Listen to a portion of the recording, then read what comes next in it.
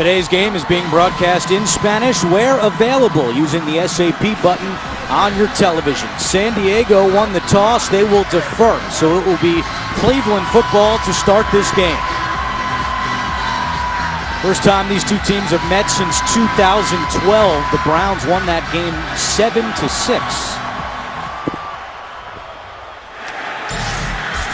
Sean Drone out of his own end zone. Check it, it's actually Justin Gilbert on the kick return. He gets up to the 35-yard line as we go down to Scott Kaplan. Andrew, this field is in remarkably good condition given that there was a college football game here played last night and it rained hard this morning. The grounds crew got a tarp down. They took it off about 2 hours ago. I've walked the entire field with the exception of some green sand that's been in some divots. This field's in very good shape, but there is still rain in the forecast for later. We'll see if this field plays a role in today's game. All right, Scott, thank you very much. Cleveland with good field position to start this game at the 35-yard line with Josh McCown out of the shotgun.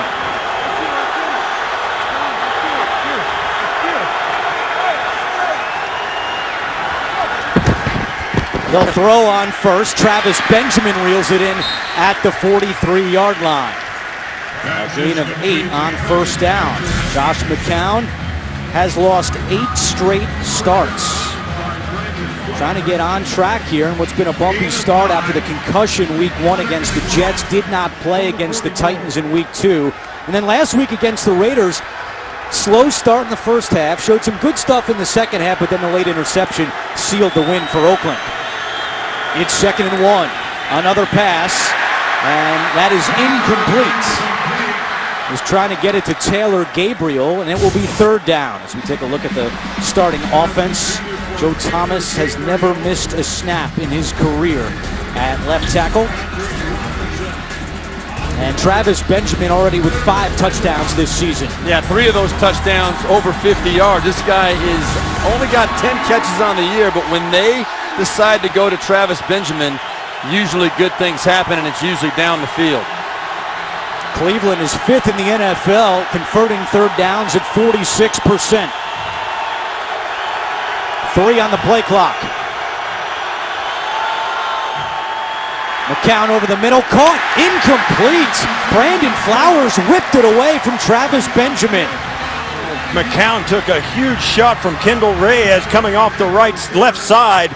There was nobody on him, and McCown had to throw that, and I don't think he threw it. I think he threw it a little bit quicker than he thought. He felt the pressure and got rid of it, and you got to convert that on a 3rd and very short on the first drive of the game. That's one you really, really want to convert. How about this stat? So far this season, the Chargers have 0 punt return yards.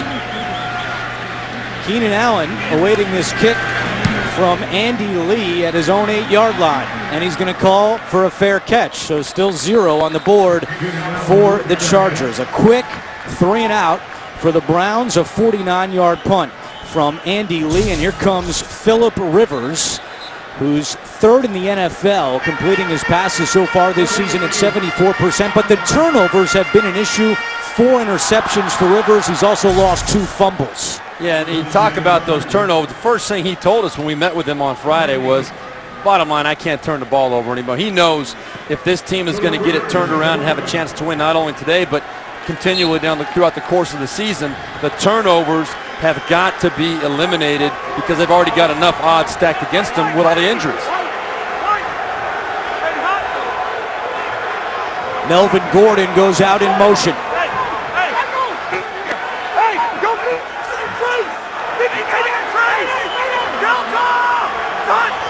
Rivers, a master of directing traffic at the line, and he just throws that one away. The pressure was coming from Christian Kirksey of the Browns. This is going to be a quick screen. Phillip Rivers saw the man-to-man coverage. I think Cleveland actually won the chess game there. Kirksey came off the edge untouched, but Rivers realized that Cleveland Browns defense well coached. There was not an opportunity to get rid of that football. Yeah, the Browns were moving towards that screen even at the snap. They had a key with the formation and baited Rivers into that play. Rivers fires, and that pass is caught and fumbled, and now the back judge is saying incomplete. Initially, no signal, and it looked like a fumble. However, now they're saying it's incomplete. Yeah, this ball was not caught. I don't think Keenan Allen ever had control of this football. Stripped right away. And that's Pierre Desir on the coverage for Cleveland, starting today for the injured Joe Hayden. Just the second NFL start for the second-year man out of Lindenwood. And we spoke about Phillip Rivers. It's going to be up to him to make sure not only his offensive line can sort out the rushers, which is what we saw in that first down play, but also pick up the guys when they do come. There are going to be a lot of exotic looks. As you see this one, with everybody standing around, they got to sort that out. On third down, Rivers looking for Stevie Johnson, incomplete. Again, good pressure by Cleveland coming up the middle, and they force a 3-and-out. You know what, though, Andrew? This play, the pressure did not cause the problem. What happened, it was an exotic look, and I don't think that Phillip Rivers really trusted that his offensive linemen knew who they were supposed to protect. You can see the pocket was pretty good, but Phillip Rivers threw that ball a little bit earlier than he wanted to because he just didn't have the confidence that the protection was going to pick up that stunt. Without three starters on the offensive line today, Travis Benjamin from his own 45. Benjamin with some room at the 40 and taken down. A late flag comes in from behind the play.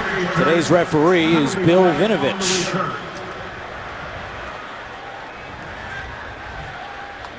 It's going to be a hold on the return. Still, the Browns are going to come up with pretty good field position after that During the punt. return, holding. Receiving team number 42. 10-yard penalty from the spot of the foul. Cleveland keeps the ball. First down.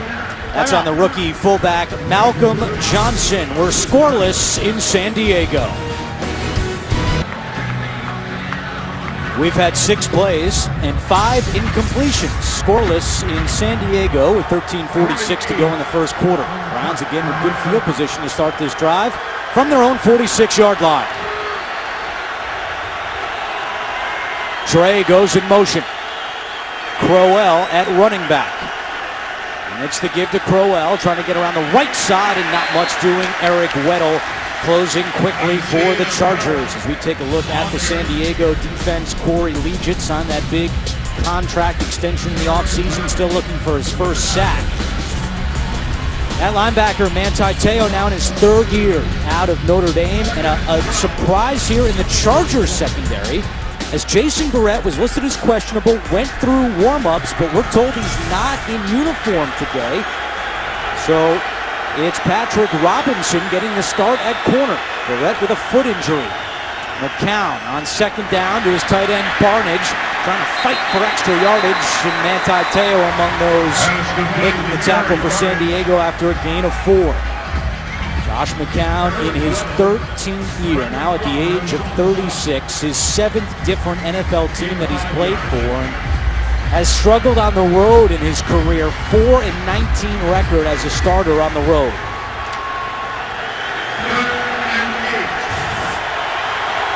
So 3rd down and 8. Duke Johnson, the running back next to McCown, who's in the shotgun.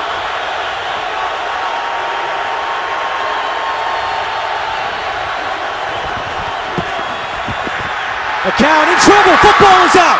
Ball bounces at the 45, and they are saying that's a fumble.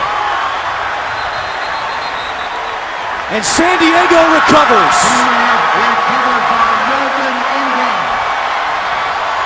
Well, it was Eric Weddle coming off the edge along with other pressure from the Chargers.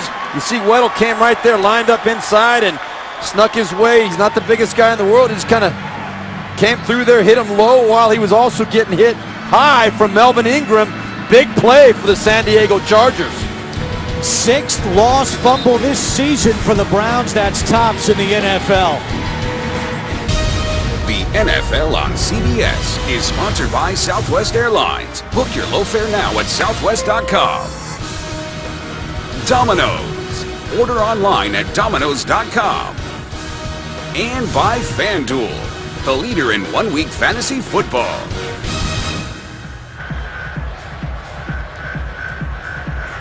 All scoring plays and turnovers subject to review. They are still looking at this one as we take another look. Well, the key is his hand empty when it starts to come forward? I think, to me, this is an incomplete pass. Steve Berline I'm not so sure. You look at Melvin Ingram coming over the top. When he touches this ball over the top, I think the ball might be coming out before the arm is actually going forward. No doubt Josh McCown was trying to get rid of the ball as a pass.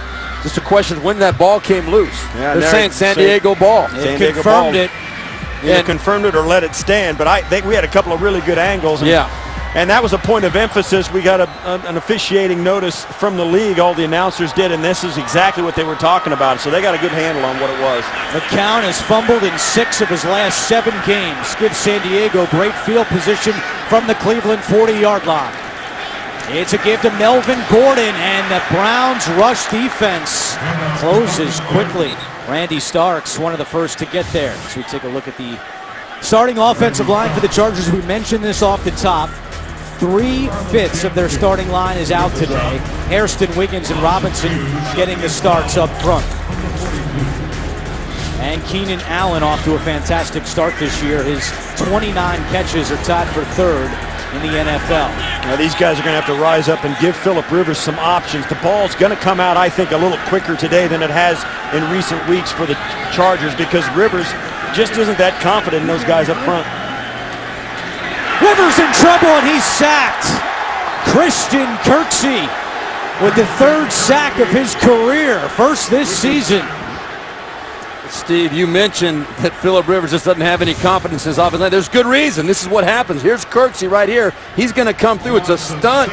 It's a run stunt coming up the middle. A double A gap. Both linebackers came through untouched. The communication between the offensive linemen is so vital, especially in picking up those kind of stunts. And these guys just haven't been together long enough to know how to communicate to each other. And you know they're going to get a lot more of that as this game wears on once they're successful as a defense.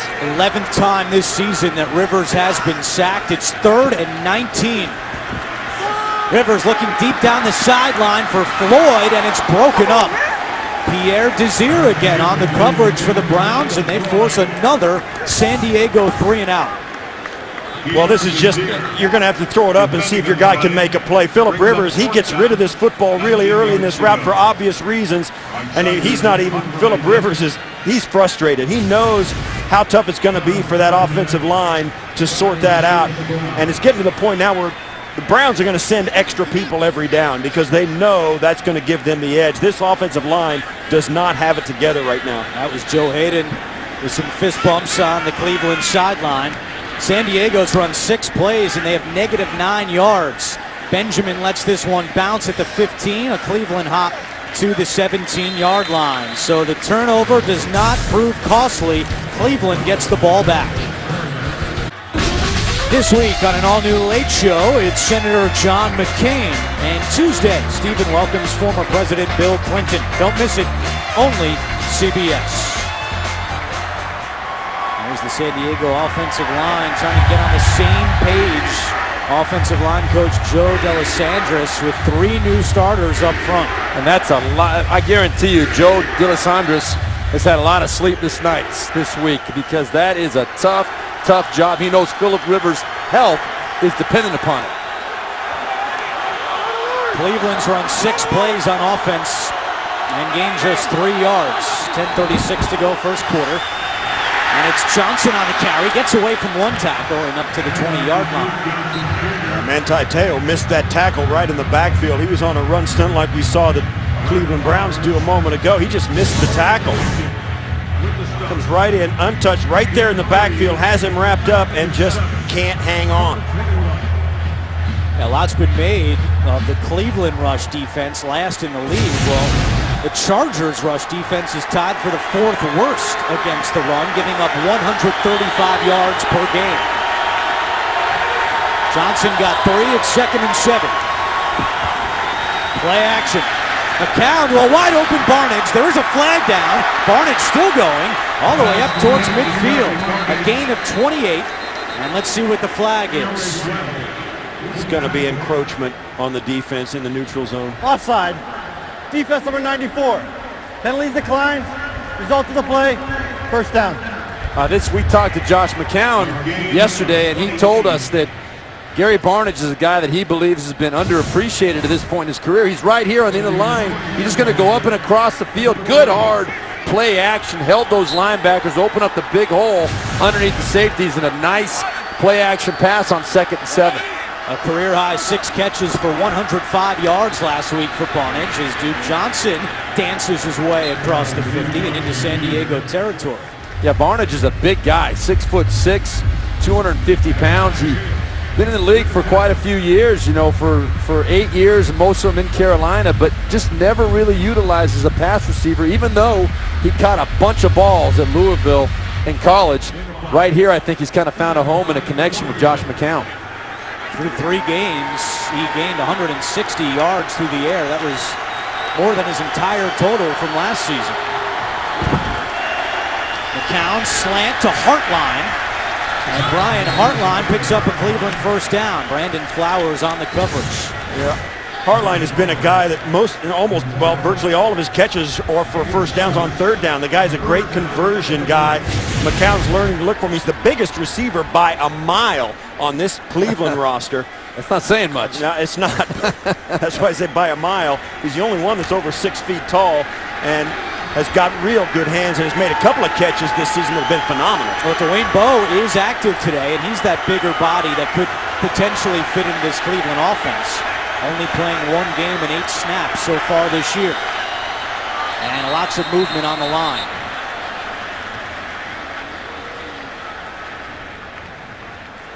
Ball start. Offense number 73. 5-yard penalty.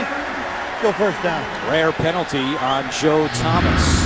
Well, Cleveland has lost 4 straight games on the road dating back to last year. They have not won since week 12 in Atlanta. Trying to get something going here on the road.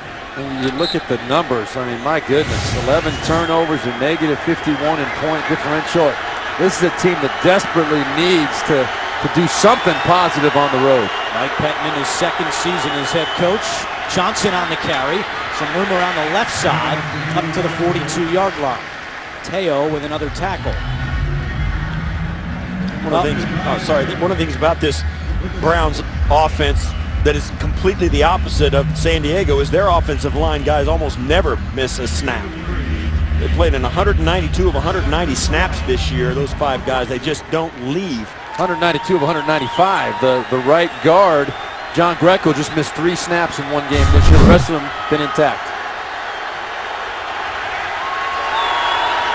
2nd down and 12. They fake the handoff. Pressure coming from Robinson, and McCown just throws it away. Good job by McCown to not take that sack, but it will bring up 3rd down and long. Yeah, you can live with that, though, because he gets outside the pocket and he knows he's scrambling to the right side of the offense. There's absolutely nobody out there, so he just tosses it because he's outside the box. Smart play by McCown to give himself another down.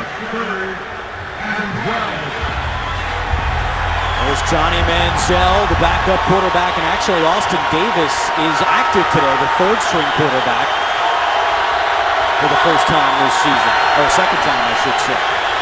3rd down and 12. McCown fires to Benjamin, and he is tackled about a yard short of the first down. Brandon Flowers makes the tackle. Gives them a chance at a field goal here if they choose to try it, but just a simple slant by Benjamin. He has turned into a guy, I think, surprisingly dependable for a guy of his stature. I mean, usually, smaller guys are hit and miss. This guy, they've been dependent on. He's been pretty consistent. This is a 50-yard field goal opportunity that Cleveland's going to pass up on. They're going to go for it here on 4th and 2. Mike Pettman is not shy about going for it on 4th downs. They're 2 for 4 this season.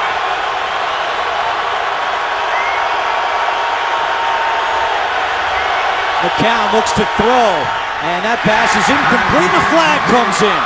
Intended for Benjamin. Flowers on the coverage again. And this is going to be pass interference and an automatic first down. Pass interference. Defense number 24. Spot foul. Automatic first down. It is tough to be a defensive back today. I mean, Brandon Flowers is a good physical corner. He's maintained contact there. Chanel, no doubt, he grabbed the shoulder. He affected Travis Benjamin's ability to get to that football. That's the right call, but it is very difficult to play on the outside on defense these days because you really can't do anything. So the decision to go for it on fourth pays off for the Browns. 1st and 10 from the 26. Crowell puts his head down and gets across the 25 for a gain of 3. The Browns only ran the ball 14 times last week. They threw it 49 times. John DeFilippo, the offensive coordinator, said that is not the formula. And Mike Pettin and DeFilippo, and when we spoke with Josh McCown yesterday, they all said, we're built to run the football. Our offensive line is a veteran group in Cleveland in the wintertime. We need to run the football. So they say they're not going away from that plan. We'll see how many times they run it today.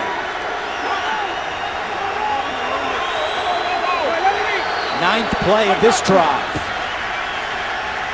McCown screen to Johnson, and Manti Te'o again misses a tackle, but not much more doing there. Good job by Johnson to break free. Kendall Reyes finished off the Cleveland rookie.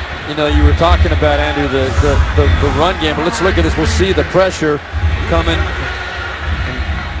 right up the middle. Is a screen set up, so there's going to be pressure on the quarterback. Again, Manti Te'o right in the right spot. Read it, sniffed it out. He's got to make those tackles for the extra yards lost, but you're right, Andrew. The run game is so vital for this Cleveland Browns. They're just not good enough to beat you if they can't run the football. 3rd down and 13.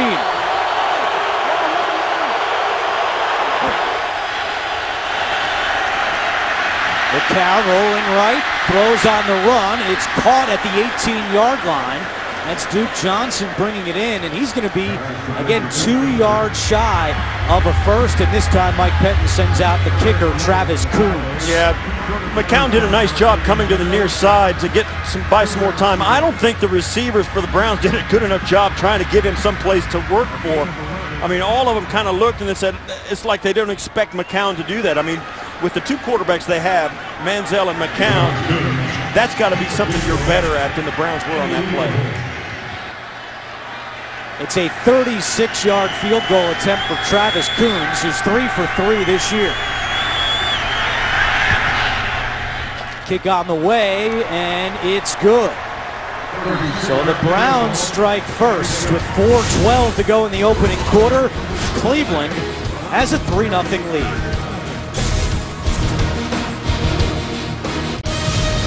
The NFL on CBS is sponsored by Pennzoil Synthetics. Make the switch to Pennzoil Pure Plus Synthetics today. And by Verizon. Watch live primetime games with NFL Mobile, only on Verizon.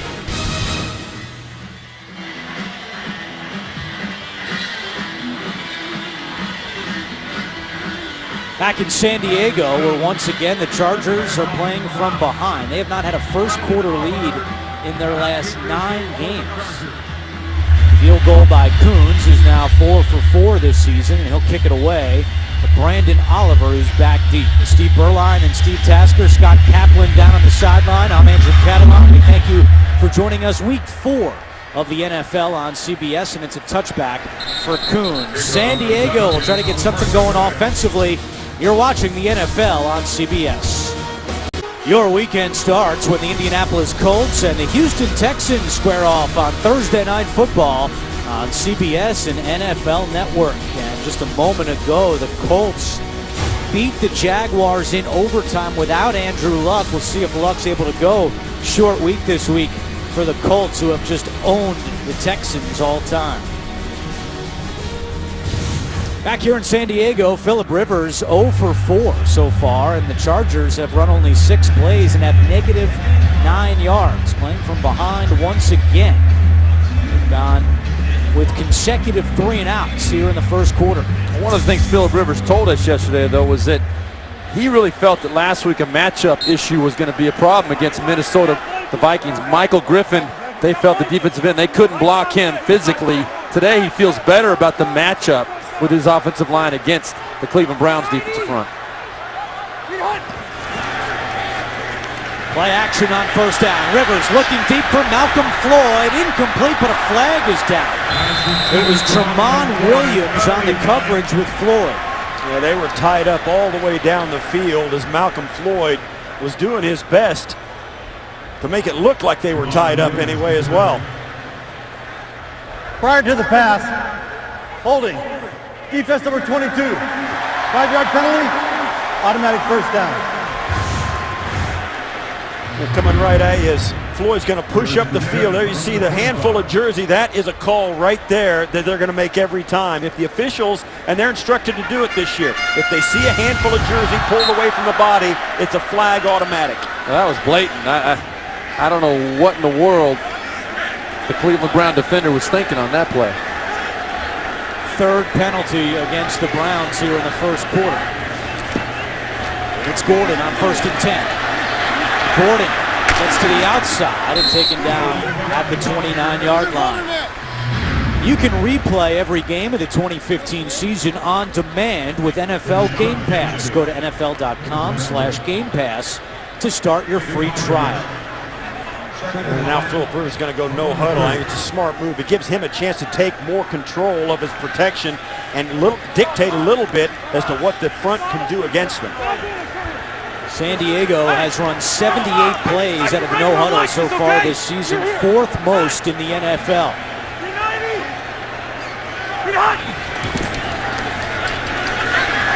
Rivers has time, fires, Floyd makes the catch at the 45-yard line. Still going before Desir finally takes him down. A gain of 20 from Malcolm Floyd, who averages 21 yards per catch. Well, they were man-to-man all over the football field. And if you're going to do that against the Chargers, you better get to Philip Rivers. This is one of the few times we've seen so far Philip Rivers has plenty of time. He brings in Melvin Gordon. He actually releases through the formation, and they just couldn't get to Philip Rivers, and that's the reason that pass was completed. Man-to-man all over the field with a single safety, and Rivers had all kinds of time to let his guys work. We asked Philip Rivers, with all of the carousel going on in the offensive line, does that limit how much you can use the no huddle with some new guys up front? He said, no, we're built to run the no huddle, and we're going to do it even without 3/5 of their offensive line today. Gordon is stuffed by Dante Whitner, who comes up to make the tackle. Whitner's been under fire lately for a slow start this season, but he makes a nice play here. Here's Dante Whitner coming up on the snap. Great job. Timed it perfectly. Melvin Gordon never had a chance. He's a guy that we expected to see a lot more of. Not Whitner. We expected to see Gordon a lot more involved in this game early. I'm surprised we haven't, especially with the stats against his Cleveland defense. 3 carries, no yards for Gordon. Woodhead in it, running back. Woodhead makes the catch, and Woodhead out of bounds in Cleveland territory at the 48-yard line. A gain of 6. This is a team that has played from behind with Philip Rivers for the entire season, as we spoke about. This is the first half of these games, and then the second half. And we spoke to Mike Pettin about it, and he told his defenders, don't talk to Philip. He gets angry and he's behind, and he plays a lot better when the chips are down and when his heat is on. 3rd down and 8. Rivers in the shotgun with Woodhead next to him. Approaching 2 minutes to go in the first quarter. Rivers caught by Ladarius Green, and Green is tackled right at the sticks. And with that spot, they're going to give him a 1st down. He's a guy that really needs to be involved in this Chargers passing game. Philip Rivers really happy to have Ladarius Green back. You know, already without Antonio Gates, who's serving the final game of a 4-game suspension. Ladarius Green been out with a concussion. Great to have him back out there. Did not play last week, but cleared the protocol. Here's Woodhead, 2nd level running, and another 1st down for San Diego, a gain of 12. That was a nice job running off that left side of the offensive line. Surprisingly, the left side did a nice job firing out. They're going to cave in right here, the left side of this defensive line. Nobody's there to set the edge for Cleveland, and San Diego runs right by him. That was a misalignment. So San Diego now inside the 30. 7th play of the drive.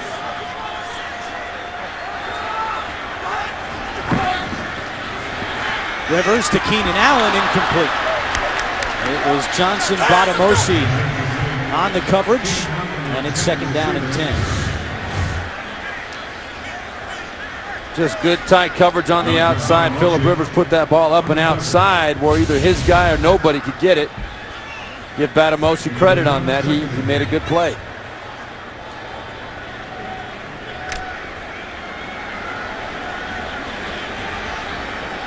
Philip Rivers making his 148th consecutive start today. That ties the franchise record set by Russ Washington. It's the 2nd longest active streak in the NFL right now behind Eli Manning.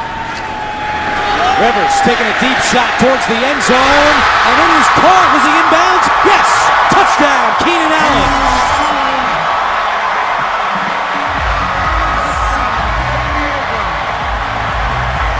What a throw by Phillip Rivers, and it's the third touchdown this season for Keenan Allen. Yeah, Pierre Desir has been playing pretty well today, challenging receivers, but you saw Keenan Allen got a nice release on the outside. When Phillip Rivers sees that, that ball's up quick and right on the money. Great throw. Look at the release by Keenan Allen, though. He gets off nice and clean, and he's beyond Desir before he has a chance. That ball placed absolutely perfectly over the outside shoulder of Keenan Allen. Super throw by Phillip Rivers. Yeah, that was a fantastic throw. And how about this? First time this season the Chargers have had a lead in any of the first 3 quarters. Remember in that Week 1 win, they were down 21-3 against the Lions before a big comeback. So finally a lead for San Diego. And here's Josh Lambo to attempt the extra point.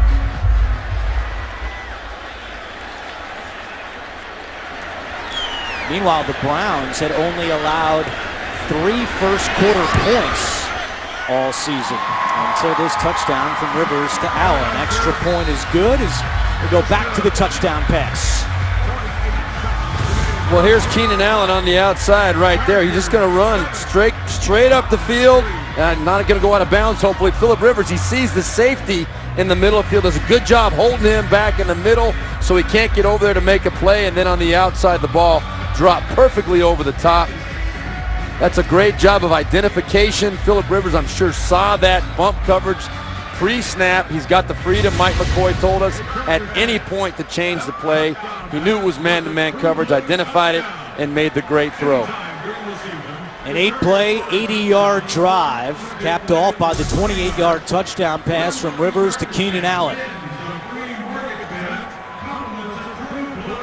Allen had 2 touchdowns last week against the Vikings. Yeah, no, there isn't a quarterback in the league that takes any more ownership over the offense. Even Peyton Manning in Denver, who everybody knows does that. This guy runs the whole show out there. Now, he certainly gets input from Frank Reich, the quarterback, the offensive coordinator, head coach Mike McCoy. He's a former offensive coordinator. But they give him such autonomy on the field, and he really has emerged as one of the best guys there is doing it. Justin Gilbert again back deep to receive the kickoff, and he's going to take a knee. Cleveland will get the ball at the 20. Tonight on 60 Minutes, they look like they are from the future, but they are riding on our roads right now. Driverless cars on 60 Minutes tonight, only CBS. Final 48 seconds of the first quarter. Josh McCown has started 7 of 10 for 62 yards. His team trails 7-3.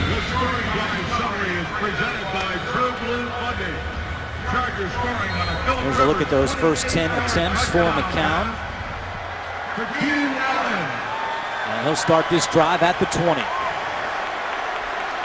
Well, the key for Cleveland right now, they've got to stay balanced. Their running game has to emerge. They've got to keep clicking off first downs. McCown to the tight end Barnidge at the 25, dragged down by Teo at the 27.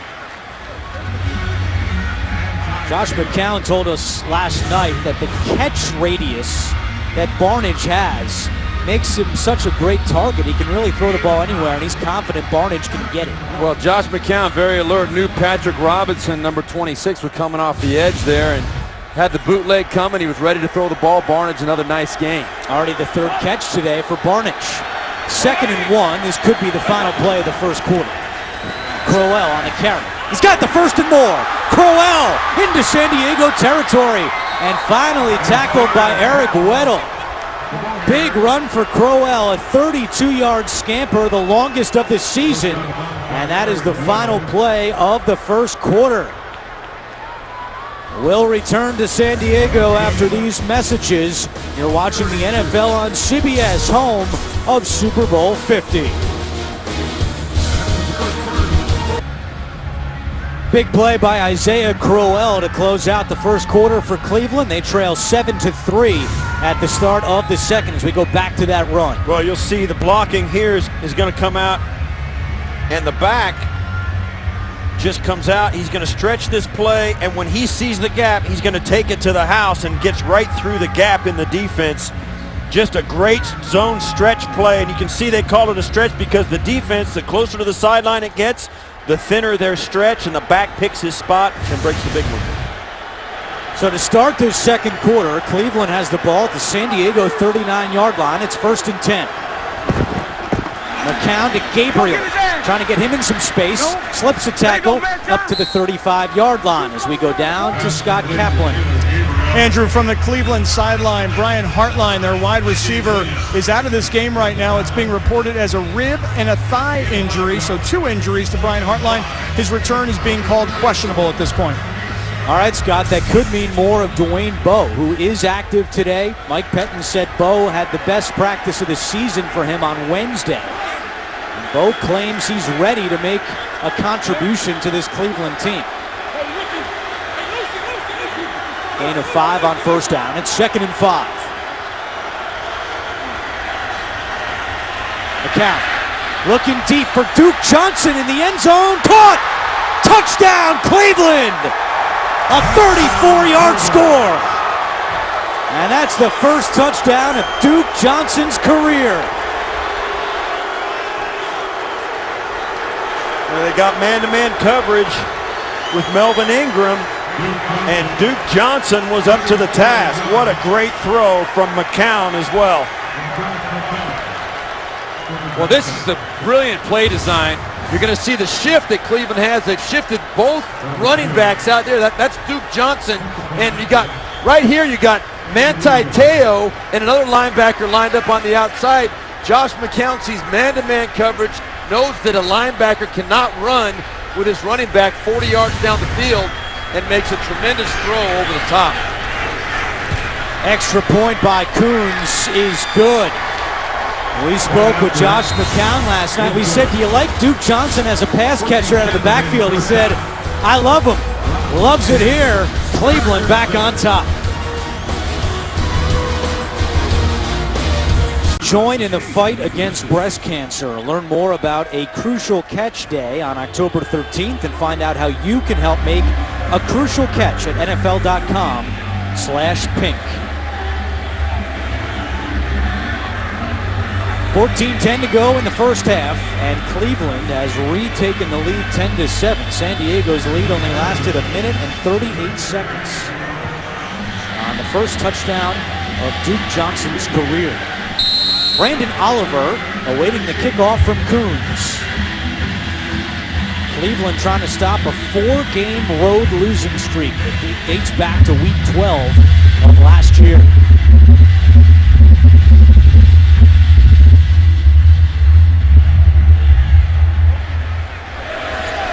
Oliver's going to take this one out from 7 yards deep. And that does not pay off as he's tackled at the 15-yard line. Let's go back to that touchdown by the Browns. Well, quarterbacks are looking at all kinds. This is brilliant play design by John DeFilippo, the offensive coordinator. Look at this, how they came out of the huddle. And they shift both running backs, Malcolm Johnson, and right here, Duke Johnson on the inside. The quarterback now sees 2 linebackers out over the top of this play. He knows because they're linebackers, it's man-to-man defense. There's no safety help over the top, and he lobs that ball in there perfectly. That's, if it would have been a corner or a safety out there over the running backs, he would have thrown the ball to somebody else. Great read, great design on that play. So Rivers with poor field position here to start this drive. On the last drive, Rivers was 4 of 5 for 62 yards and a touchdown. Dontrell Inman with his first catch of the season, tackled right away by Christian Kirksey. Right away, the Cleveland Browns come out. They're only rushing 4. They're in a very vanilla front. I think they're going to have to get back to starting to send some pressure. Phillip Rivers is the focal point of this offense. They've got to get him off his spot and harass him to be successful. Justin Gilbert in at corner at the bottom of your screen covering Stevie Johnson. Rivers looking that way, catch is made, and then Gilbert makes the tackle. And that could be a matchup that Phillip Rivers will look for today. Where's Justin Gilbert, who's really struggled so far in his young career? Yeah, and believe me, Phillip Rivers is as astute as anybody about who's on the field, where is the best matchup, and he will try and exploit it. Again, Joe Hayden not playing today, even though he was listed as probable. He's inactive. Melvin Gordon with room, up the middle, and Gordon finally taken down at midfield by Gilbert. A gain of 23 for the rookie Melvin Gordon. This is just going to be blocked just like we thought it would be. This man-on-man coming up here. It's just another zone stretch play to the other side that we saw the Browns be successful with. Back to Gordon again. Turnabout is fair play, and I think the Chargers have hit on something here. They've started to spread the defense of the Browns out and go spread offense, and that has vanilla'd their front. They're only bringing 4 guys, and it's made it much easier to sort those guys who's rushing and who's not out. They struggled with it early, but by spreading out the defense, now they've simplified it. Gordon gets a break on 2nd and 3. Danny Woodhead in at running back. Rivers over the middle, caught by Ladarius Green, and he's got another San Diego first down. Well, Phillip Rivers has already completed passes to 6 different receivers. And through the first 3 weeks of the season, San Diego was the only team that had 5 players with over 100 yards receiving. So he has been spreading the wealth.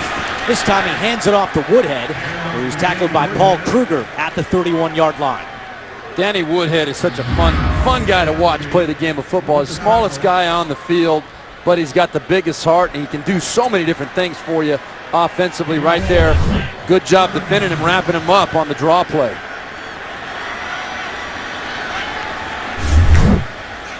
Rivers fires left, and it's incomplete. It was Desir on the coverage, as once again Rivers was looking for Dontrell Inman. Yeah, and Inman did a nice job not to let that pass be intercepted. Desir did a nice job of anticipating this throw. Watch how he comes in, gets in front of Inman. That's just good coverage right there. That's Phillip Rivers is taking a chance throwing that one. 3rd down and 6. San Diego 1 for 3 on 3rd downs today.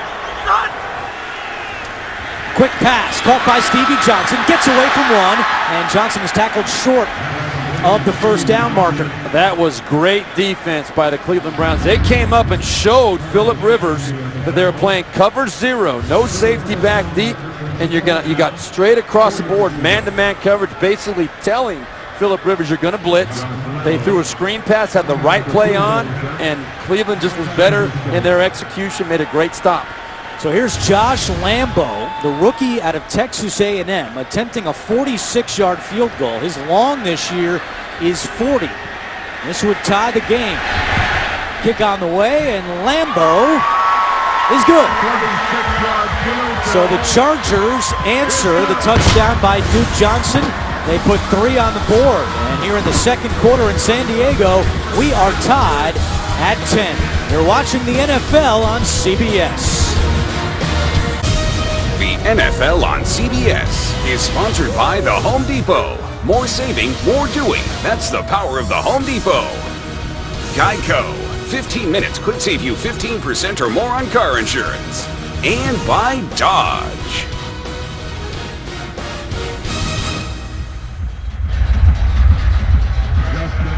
Back in San Diego, where there was some rain earlier this morning and still some cloudy skies overhead, but it's not raining right now. Josh Lambo's field goal has just tied the game at 10 with 10:37 to go in the first half. Justin Gilbert again back deep for the Browns. And Gilbert's going to take this one out. Gilbert at the 20. Down the sideline, out of bounds at the 23. On that last drive for San Diego, Malcolm Floyd was not out there for the Chargers. Scott Kaplan has an update. Andrew, that's right. You mentioned Dontrell Inman's name several times during that last San Diego offensive possession. The reason that you had to call his name is because Malcolm Floyd has been sent to the locker room. San Diego is saying right now he's in there for evaluation. They are not yet reporting what they are evaluating. We'll let you know as soon as Malcolm Floyd comes back out from the locker room. And you see there the catch that Floyd made back in the first quarter. Did take a shot to his helmet, but we'll wait for official word from the Chargers.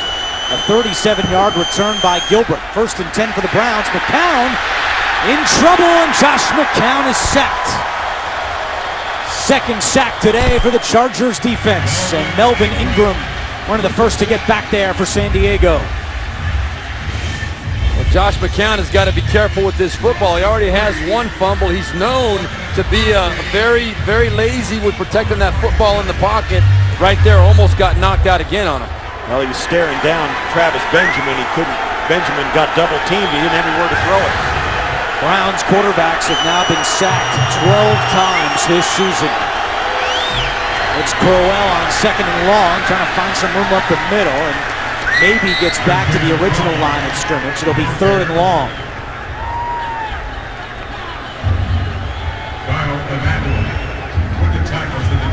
Cleveland's done a good job on 3rd downs this year, 46%. Last year it was just 29%. However, so far today, Mike Pettine's team is 0 for 4. Here comes the San Diego crowd on 3rd and 10.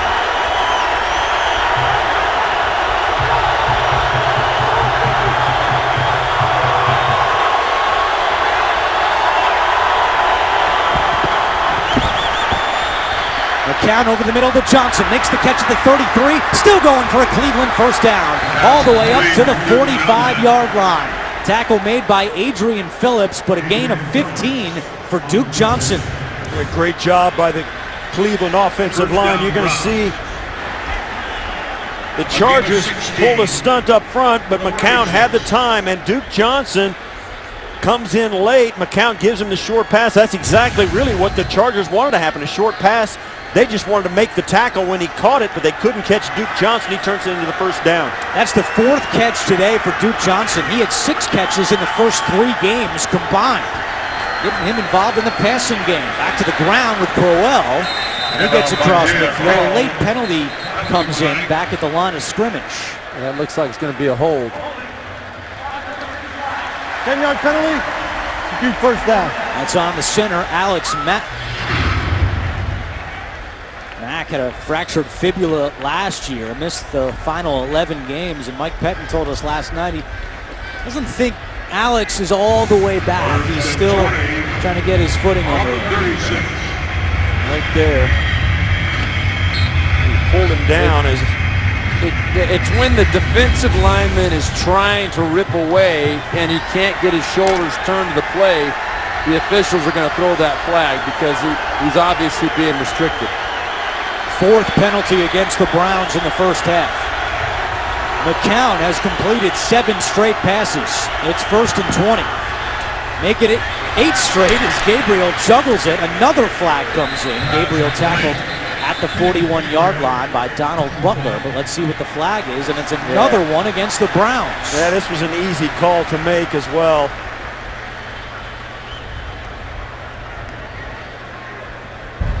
Pass interference.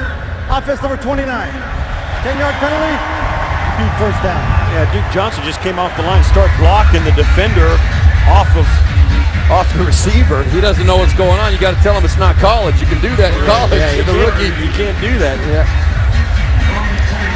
So that makes it 1st down and 30 for Cleveland. Back all the way up to the 26. Here it is right here at the bottom. Watch what happens.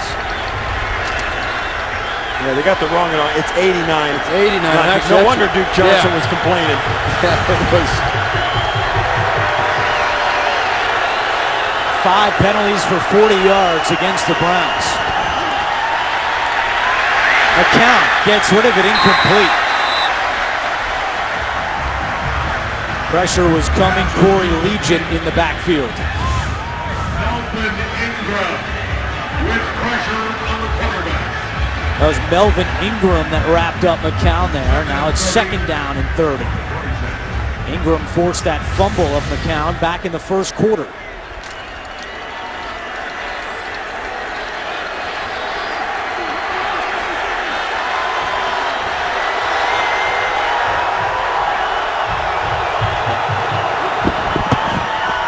McCown has time.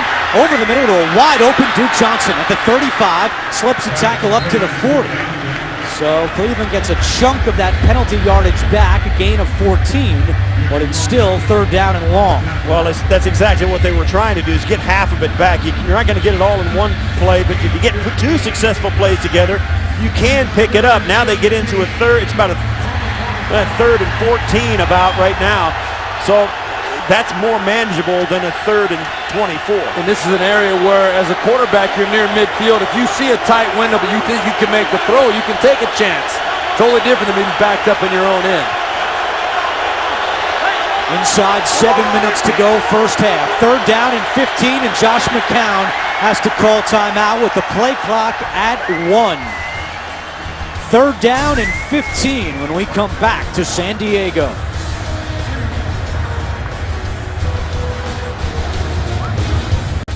A couple of weeks ago, members of the San Diego Chargers participated in the 27th annual shoe distribution, providing back-to-school shoes and socks for children around San Diego County.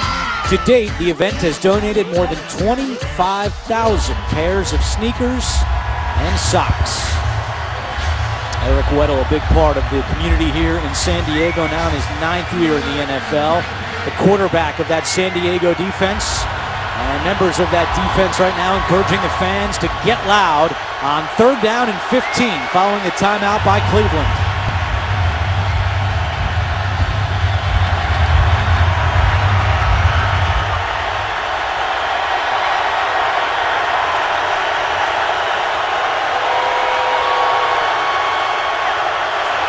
Barnage, the motion man. Play action. Gabriel makes the catch. Gabriel still going up to midfield, and he's tackled 3 yards short of a 1st down. That's the right call there in that situation. I mean, I'd said before the break you could take a chance if you're a quarterback there, but right there Mike Pettin saying, hey, let's throw a nice, safe pass, screen pass. Maybe we get one of our playmakers with the ball in open field, make a guy miss, you got a 1st down. Yeah, it's a little conservative, no question, but he does have playmakers out there. Gabriel's one of them. That's a nice chance, and he didn't come up that short, and one more step the wrong way, and that is a 1st down. So yeah, a little conservative, but a good call. Andy Lee leads the NFL in net punting, 47.6 yards. High kick, drifting towards the sideline and out of bounds at the 16-yard line. So again, San Diego not given a chance to return a punt. They have 0 punt return yards this season. 5:54 to go, 2nd quarter. You're watching the NFL on CBS. The NFL on CBS is sponsored by DirecTV. If you call yourself a sports fan, you gotta get DirecTV. And by Destiny, the Taken King. Become legend. Available now.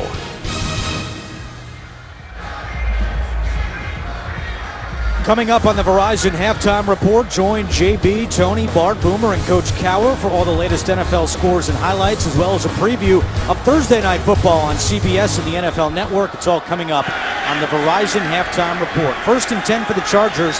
Once again, starting this drive without Malcolm Floyd, who went to the locker room to be evaluated for an injury. Still waiting for the official word of that injury. Speaking of injuries, San Diego without 3/5 of its starting offensive line today. How are the backups doing? Well, it started out a little bit shaky. A couple of jailbreaks like right there. That was Melvin Gordon combined with the offensive line, and there was some early pressure on Phillip Rivers. But the last couple of drives, the Chargers offense really has gotten in their sync, in their rhythm. They're running it and throwing the ball much better. Rivers' pass is juggled and caught by Gordon, tackled from behind by Jamie Meter. Rivers started 0 for 4 in this game, but since then he's 9 of 11 for 87 yards and a touchdown.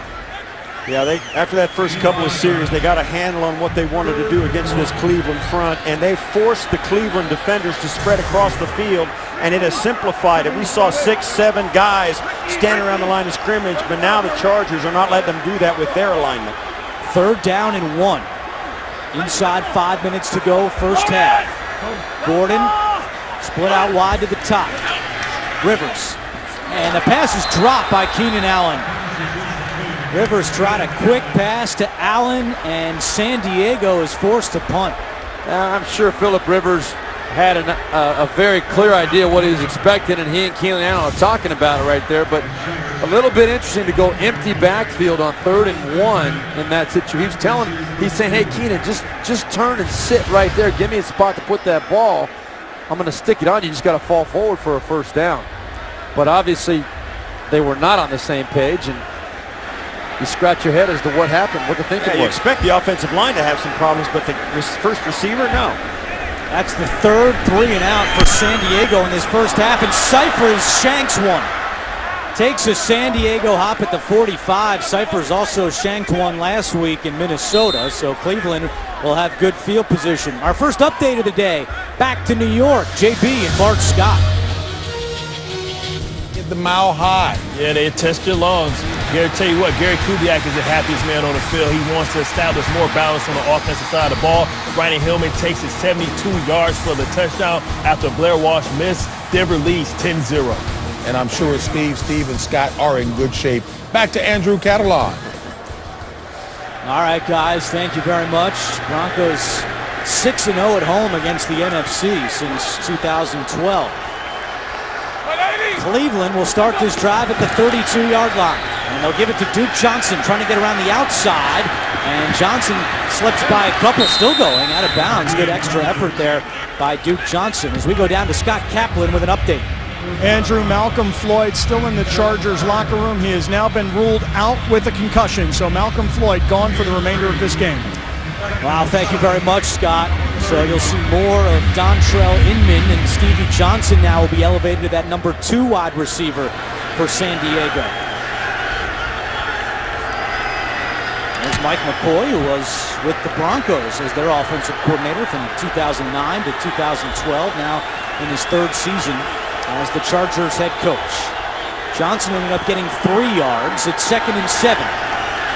McCown wants to take a deep shot for Benjamin down the sideline and incomplete.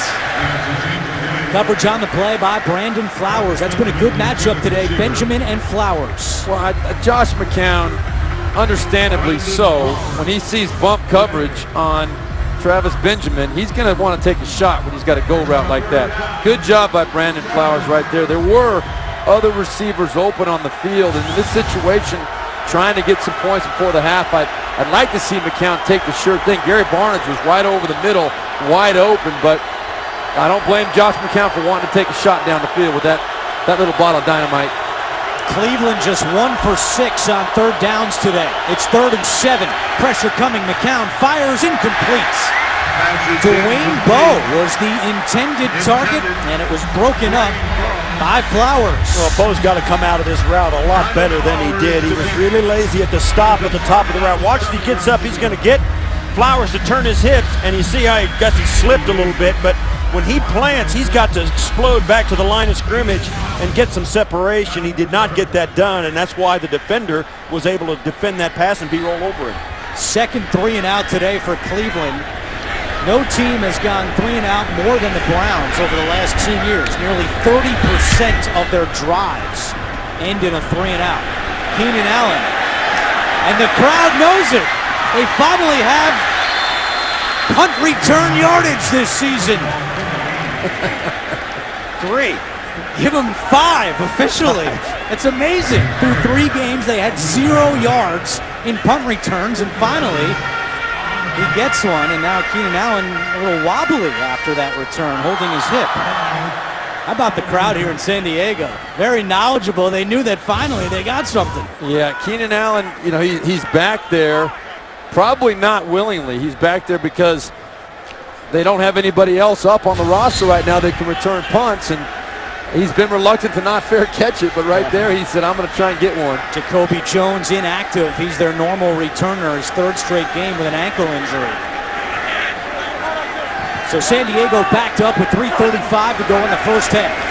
Rivers fires to Johnson, spins and runs up across the 20 for a gain of 10 and a San Diego first down. Well, Stevie Johnson's a guy that's going to get a lot more attention. You see there, that's what he's so good at. You see him shake and bake off the line of scrimmage. He's very good at that. Woodhead on the carry, puts his head down, gets across the 25. Never miss a moment of football action with the CBS Sports app. Every play, every story, every highlight, right as they happen. Download the CBS Sports app now at cbssports.com/mobile. 3 carries, 19 yards for Danny Woodhead, but San Diego with just 53 yards rushing in the first half. Rivers back to the air to Woodhead. Plenty of room to run.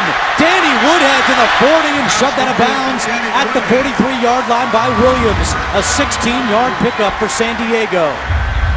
Well, here's what you're going to, great design on this play. Here's Danny Woodhead right here. All he's going to do is swing across here, but watch what happens. All the Cleveland Browns are swung this way. There's nobody coming across with Danny Woodhead when he slips out underneath.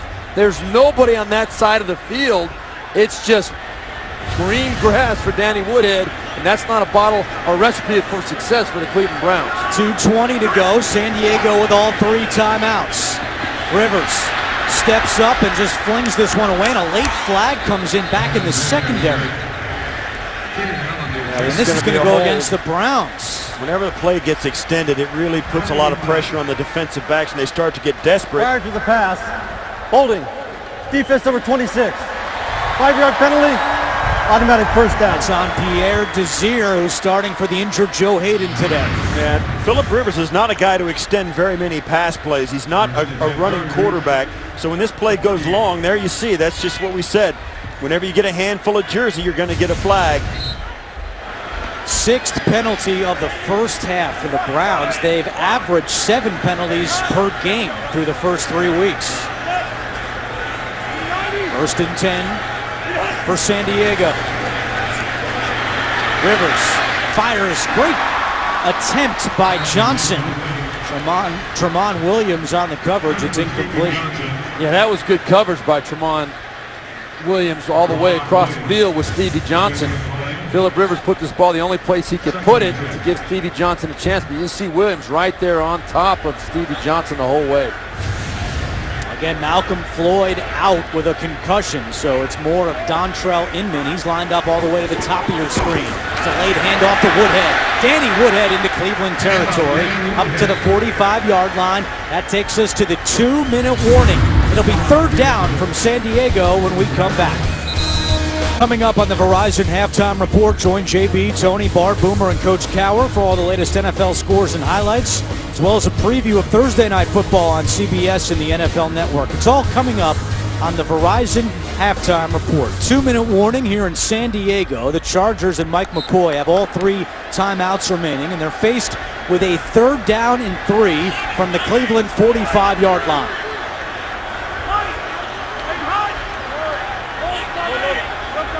Rivers in the shotgun, Woodhead next to him. And movement on the line, and it looked like Cleveland jumped. Another penalty going against the Browns. You know, I can tell you honestly that Phillip Rivers probably made it very clear to his linemen in the huddle before this play. We're going hard count. We're going to get him to jump.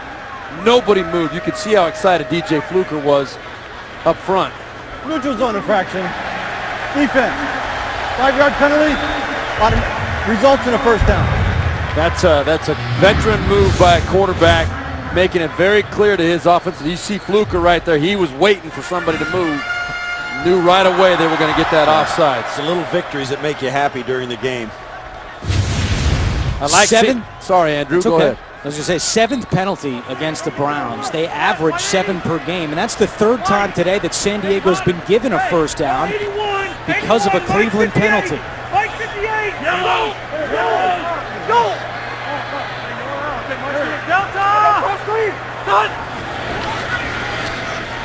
Rivers fires to Johnson, makes the catch at the 26-yard line and out of bounds.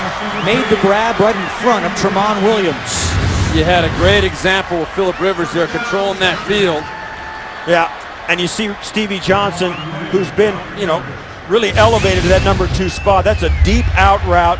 If the defender comes inside, Stevie Johnson is going to go deep to the corner, but because the defender's over the top, he broke it to the sidelines. He and Rivers saw the same thing.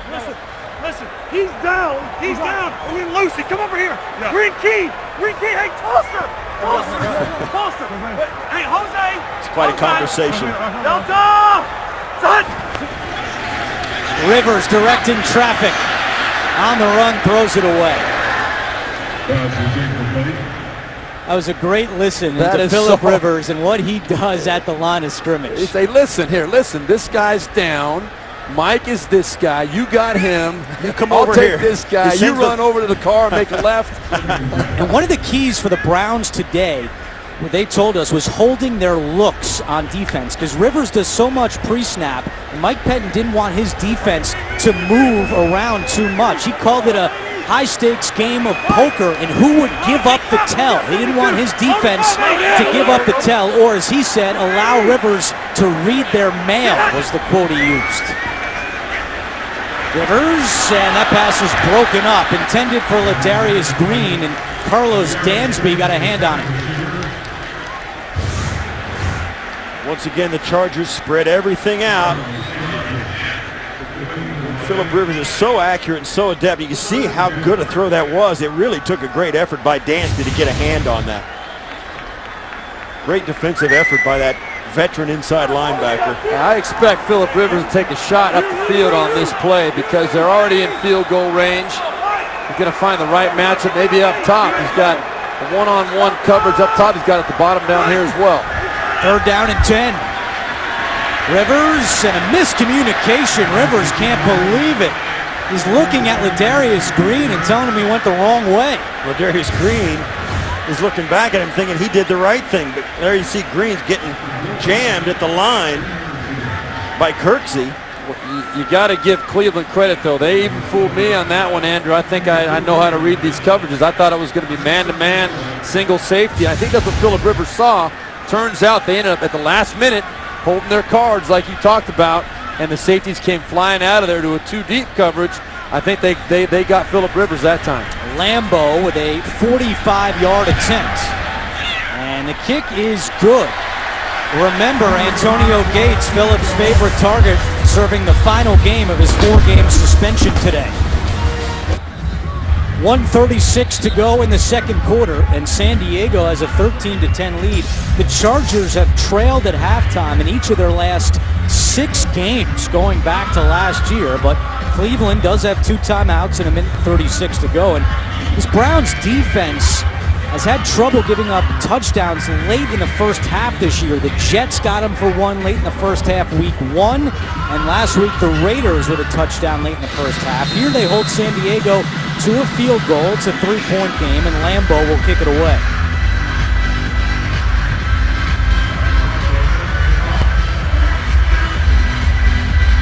Once again, Justin Gilbert back deep to receive the kickoff for Cleveland. Lambeau with a touchback. Browns football at the 20 when we come back. 2 timeouts for the Browns. 1:36 remains here in the first half. McCown out of the shotgun. Feels the pressure, steps up, and now he goes down. Jerry Atachu with the first sack of the season for the second-year man out of Georgia Tech. Well, I put this one on Josh McCown. He had to step up in the pocket, try and find something, but man, you hang on to the ball that long, eventually they're going to close that on you and get you to the turf. San Diego called timeout, and they now have 2 remaining. There's a loss of 1 on the play, and the 3rd sack today by the San Diego defense. They came in with only 1 through the first 3 weeks of the season, and that was back in the second quarter of week 1 against Detroit. So they've been calling for some more sacks here in San Diego. The fans want to see them. They've already got 3 here in the first half. John Pagano, defensive coordinator for the Chargers. 4th season as the defensive coordinator, but 14th year here in San Diego. 2nd down and 11. McCown in trouble, gets rid of it to Johnson. Nearly another sack. Johnson finally dragged down by Eric Weddle. And another timeout is called by San Diego. So the Chargers trying to get the ball back. They have 1 remaining. It'll be 3rd down for Cleveland when we come back. 1:21 to go. San Diego has 1 timeout remaining. It's 3rd down and 2 for the Browns.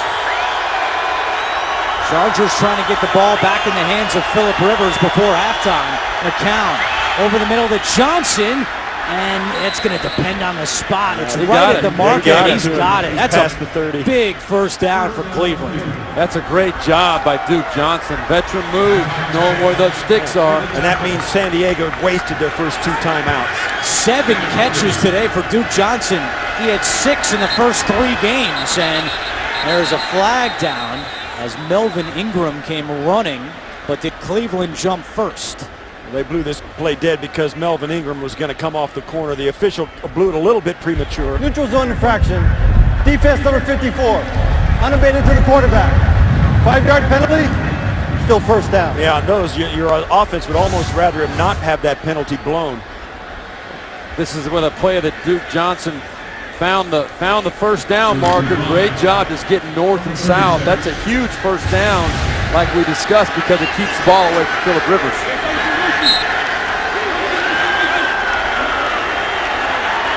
56 seconds remain, 2 timeouts for the Browns on 1st and 5.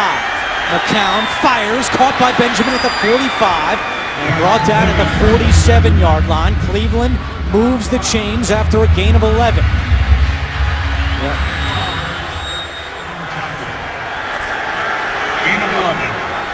Inside 40 seconds to go. McCown to Andrew Hawkins for his first catch of the day. He's tackled a yard short, and Mike Pettin calls timeout with 31 seconds to go. It's a great spot for a timeout. They've got it second and very short. Now here's a chance, if you're just shy of the first down, now's a chance for you to maybe take a shot down the field. You got second and short. You know you can get that first down, particularly with a quarterback like McCown, who can pick his spots to just lean forward and scramble for a yard. And you've got the timeout left, so this is a perfect place to take it. And go for the end zone on this play. Well, I think that first down by Duke Johnson did a bunch of things. Number one, it kept the ball away from Phillip Rivers, which I think was Mike Pettin's number 1 priority. But number 2, it allowed them to become more aggressive in their mentality now. Now we got the timeouts, and we can maybe get ourselves in the field goal range or better. They've become much more aggressive offensively since that point. 2nd down and 1. McCown looking for Benjamin. Flag is down. Benjamin was out of bounds. No catch. But there was a lot of contact in the secondary. Yeah, and they're going to call it against San Diego. And this is, now they're starting to edge. It's going to be a first down. Use hands. Hands in the face. Defense number 23. 5-yard penalty. Automatic first down. That's on Steve Williams, the 3rd-year corner out of Cal. Yeah, just right off the snap. Right off the snap. Nice back shoulder throw. Benjamin's toe comes down out of bounds. Or that would have been a fantastic catch and put him in field goal range. Now keep in mind, Travis Coons, the Cleveland kicker, is in his first year. His career long is 41, although he did make an extra point from 48 yards because of penalties. McCown fires again to Benjamin, makes the catch out of bounds at the 23, right in front of Steve Williams, a gain of 16. Watch this. Wow, this is a great catch. I was excited about a block made on this play. A great throw and catch by Travis Benjamin and Josh McCown right there. Benjamin told us yesterday when we spoke to him, if McCown sees the one-on-one coverage with me, he's really willing to throw it. And Benjamin has become so consistent for this club. You're going to see a lot more of him. When he gets single coverage, Josh McCown really, at this point, he's not looking anywhere else. 4 catches, 45 yards for Benjamin. 21 seconds to go. McCown in trouble, and McCown throws it incomplete, very close to grounding. But no flag on the play with 15 seconds left, and Cleveland still has that 1 timeout. Well, the only thing that's off the table right now is they're not going to take a run play right there. They're going to continue to air it out, and they're going to try and get down close. With 15 seconds, they've got tops 2 plays before they have to try the field goal here. So you can bet they're going to try and get it down close to out of bounds and maybe have one more shot at getting it to the end zone. Well, defensive coaches are defensive and by nature conservative, so we'll see if Mike Pettin wants to go for the end zone here.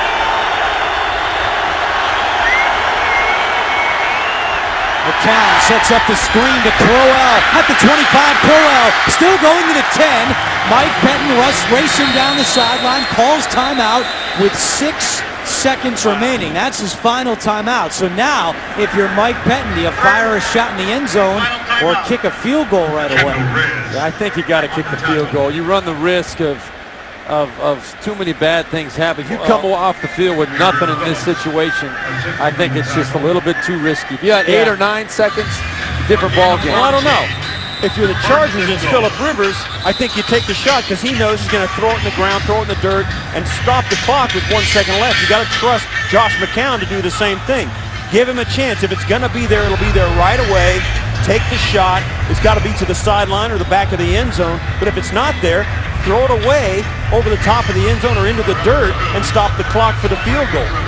Well, Mike Pettine does not agree with Steve Tasker. Yeah, 6 seconds. There's no question. It would be a gamble, but I think Mike McCoy gives Phillip Rivers that chance. I think you're probably right. A 28-yard attempt for Travis Coons to tie the game at 13. And Coons is now 5 for 5 this season in field goals. Still 3 seconds remain on the clock. Well, you go back to that drive and you think about the third down pickup by Duke Johnson. What that did, as you said, it kept Phillip Rivers off the field, and Cleveland actually ended up getting 3 points out of it. But even bigger than that, keeping Rivers off the field with the timeouts that they had remaining. That was a huge play by Johnson. And also, it rendered the 2 timeouts that San Diego took with Mike McCoy trying to get the ball back wasted. Oh, yeah. And that's, so if the worst thing did happen, they got it back with a punt, or they had to send it away on the next third down conversion. They didn't pick it up. Well, then they're punting it to an offense that doesn't have any timeouts left. It was a huge third down pickup, and with Duke Johnson being a guy who didn't play all that much training camp, Josh McCown told us yesterday, we're just finding out how good this guy is. He was injured during training camp, didn't get as many reps as they would have liked, but now he's showing more and more. He's going to be a guy they can go to. He's a football player. Yeah, he's a good one. Battled a hamstring injury during the preseason. Meanwhile, Josh McCown has thrown for 212 yards already today. 4th time in his career that he's thrown for more than 200 in the first half.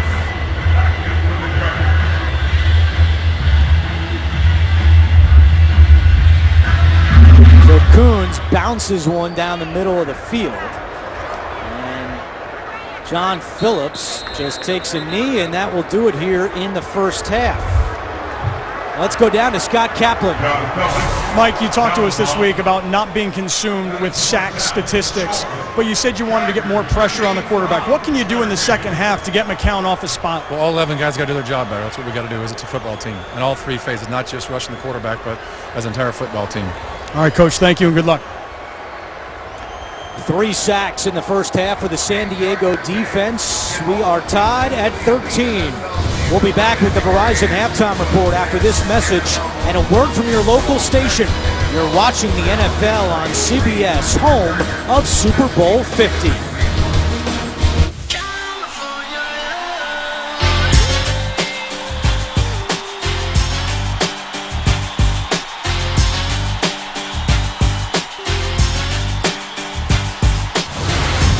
Back in Southern California, start of the third quarter, Cleveland and San Diego tied at 13. Time now to take a look at the DirecTV Ultimate Picture Cam Phillip Rivers hooking up with Keenan Allen for this first half touchdown. And we are tied at 13 to start the third quarter. Back in the booth with Steve Berline and Steve Tasker. I'm Andrew Catalon. Pretty evenly matched first half.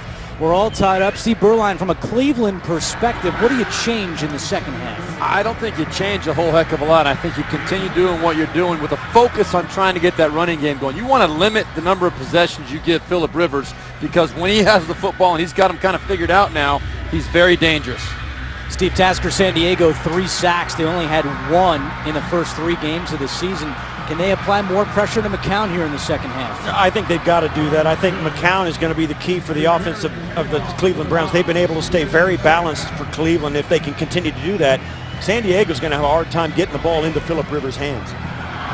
It will be San Diego football to start the second half.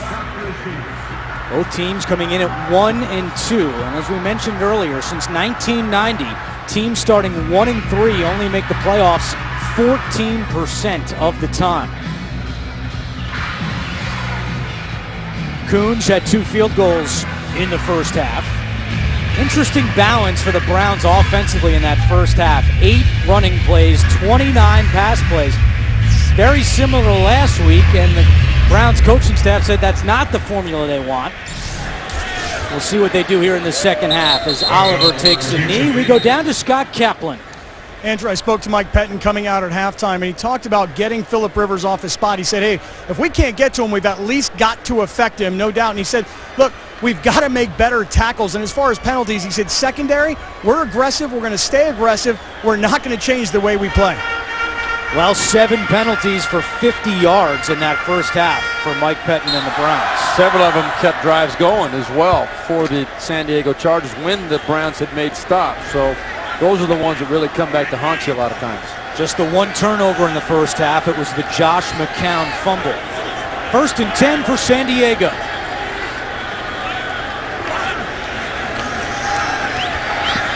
Rivers fires, and that pass is caught by Allen. Allen down the sideline and out of bounds at the 50. Made the catch in front of Tramon Williams for a gain of 31. This ball had no business being caught by Keenan Allen except for the fact that it was thrown perfectly by Phillip. But look at how great that coverage was by Williams. It was actually Desir on the coverage, who's starting for Joe Hayden. As we mentioned earlier, Hayden out with a finger injury. Well, Desir could not have defended it any better, but you're dealing with a guy that's a pretty good thrower of the football in Phillip Rivers. Hey, let's make Mike 1st and 10 from midfield. Delta! Play action. Rivers fires, and it's incomplete. Stevie Johnson, the intended target. And it was Batamosi on the coverage for Cleveland this time. Yeah, these first series after halftime, you always get an idea as you see Stevie Johnson come up and run the dig route. It's a nice route. That throws a little behind, but these first series after halftime always gives you an idea of what the coaching staff thought of what their opponent was doing against him. Phillip Rivers coming out, and of course, the Chargers still sticking with that spread offense so that they can get a more simplified front from that Cleveland defense. Getting hot. Take 390. Get hot. Screen pass to Woodhead, and Woodhead slips 1 tackle and picks up a couple on the play. Christian Kirksey is absolutely amazed that he didn't make that tackle. Danny Woodhead, so short, only 5'8" at most, and he just slid right underneath Kirksey's armpit. He just kind of ducks underneath right here. What Kirksey comes over to take his head off, he just says, nope, you're not low enough, my man. Picks up another 3 or 4 yards. Well, it's 3rd down and 8 for San Diego. They were 1 of 6 in the first half on 3rd downs.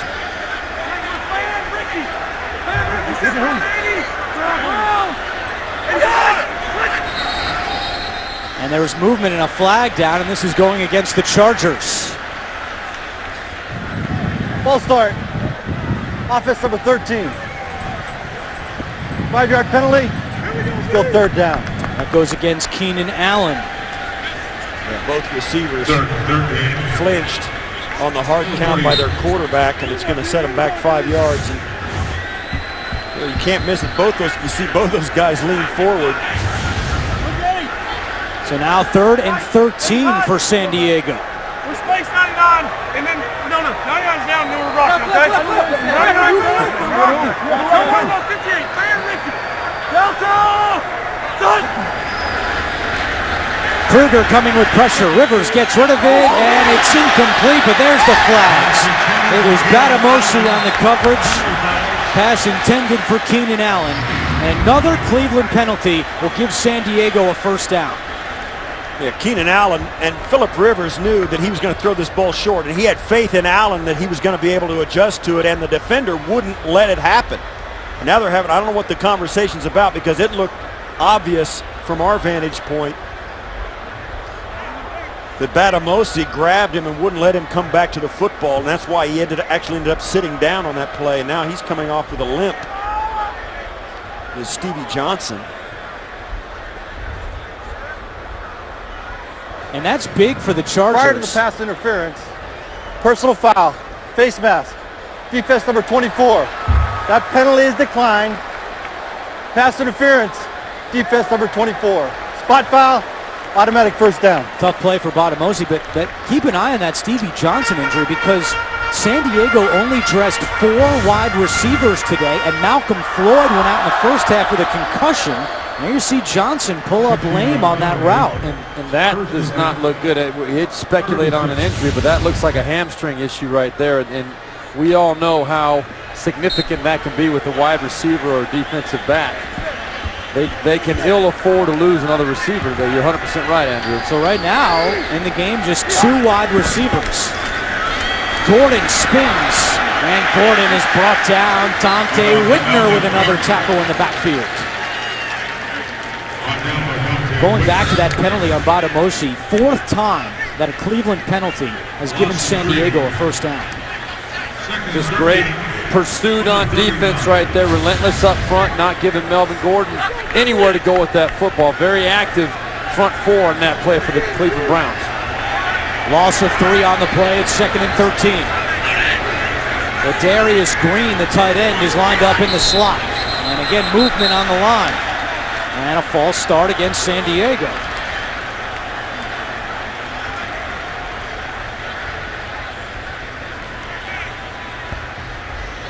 False start.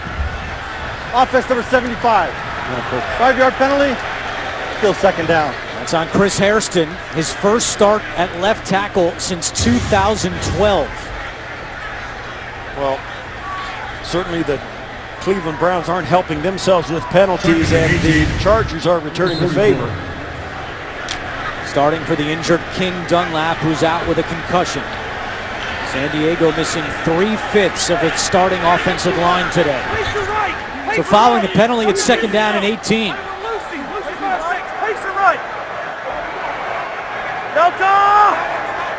Done! Rivers looking for Inman, incomplete. And Steve Berline, how does only having 2 healthy receivers change things for Phillip Rivers? Obviously, they have 3 tight ends up. Woodhead's out of the backfield a lot, but only 2 healthy wide receivers right now. Yeah, it changes things up for Frank Reich, the offensive coordinator, and Phillip Rivers. You're very limited in the packages you can go to now. You got to stay more conservative, or you got to get your tight ends more involved, and we know they're missing Antonio Gates as well, so your creativity is pressed to its fullest at this point. That was Frank Reich's 2nd year as offensive coordinator of San Diego. 3rd down and 18.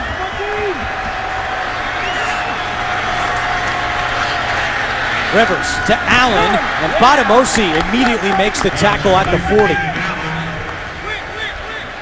And Mike McCoy is sending out his punter, Mike Cyphers. Good job by Botamosi, just letting Keenan Allen have that short catch and making the sure tackle. That's the mentality in that situation. 3rd and 15 plus is just let him have the easy catch, get him on the ground. 4th punt for Cyphers. He averaged 39 yards in the first half, also had 1 shank. Benjamin back deep at the 10-yard line for Cleveland. Cyphers trying to angle this one. It goes out of bounds at the 12-yard line. So Cleveland will be backed up, but we're back in a moment.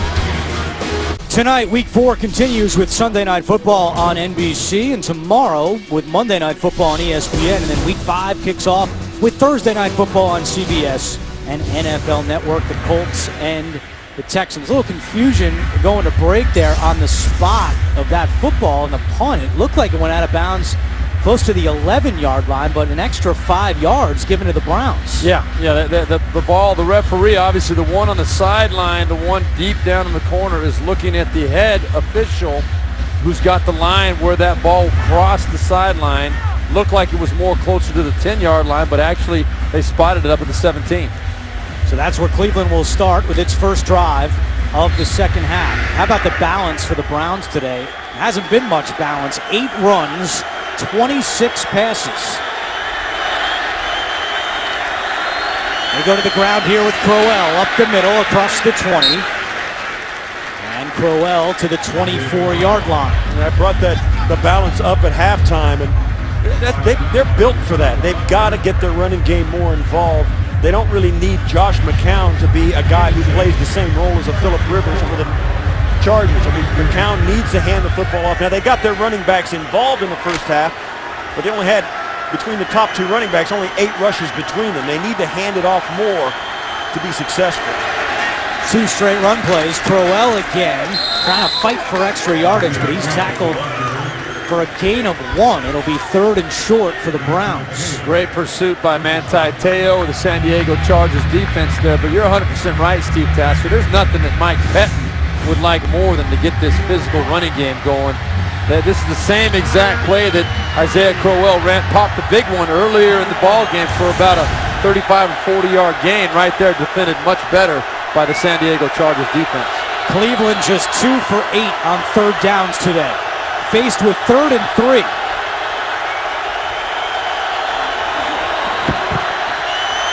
McCown complete to Hawkins for a 1st down. Andrew Hawkins cuts it back at the 40 and steps out at the 43-yard line. Great awareness by McCown to see that Hawkins was open and complete the pass. This sure was a great job by McCown. Coming free off the edge was number 51, Kyle Emanuel, but Josh McCown knew exactly where Hawkins was, got rid of that football. San Diego came with an all-out blitz, but McCown finds a way to beat him. Yeah, they showed great poise as we have a Brown injured. That's Duke Johnson who's still down. It's got to be frustrating. Browns medical staff attending to the rookie Johnson. Will be back after this. The NFL on CBS is sponsored by Southwest Airlines. Book your low fare now at southwest.com. FanDuel, the leader in one-week fantasy football. And by Bud Light. Make the right call. Drink responsibly.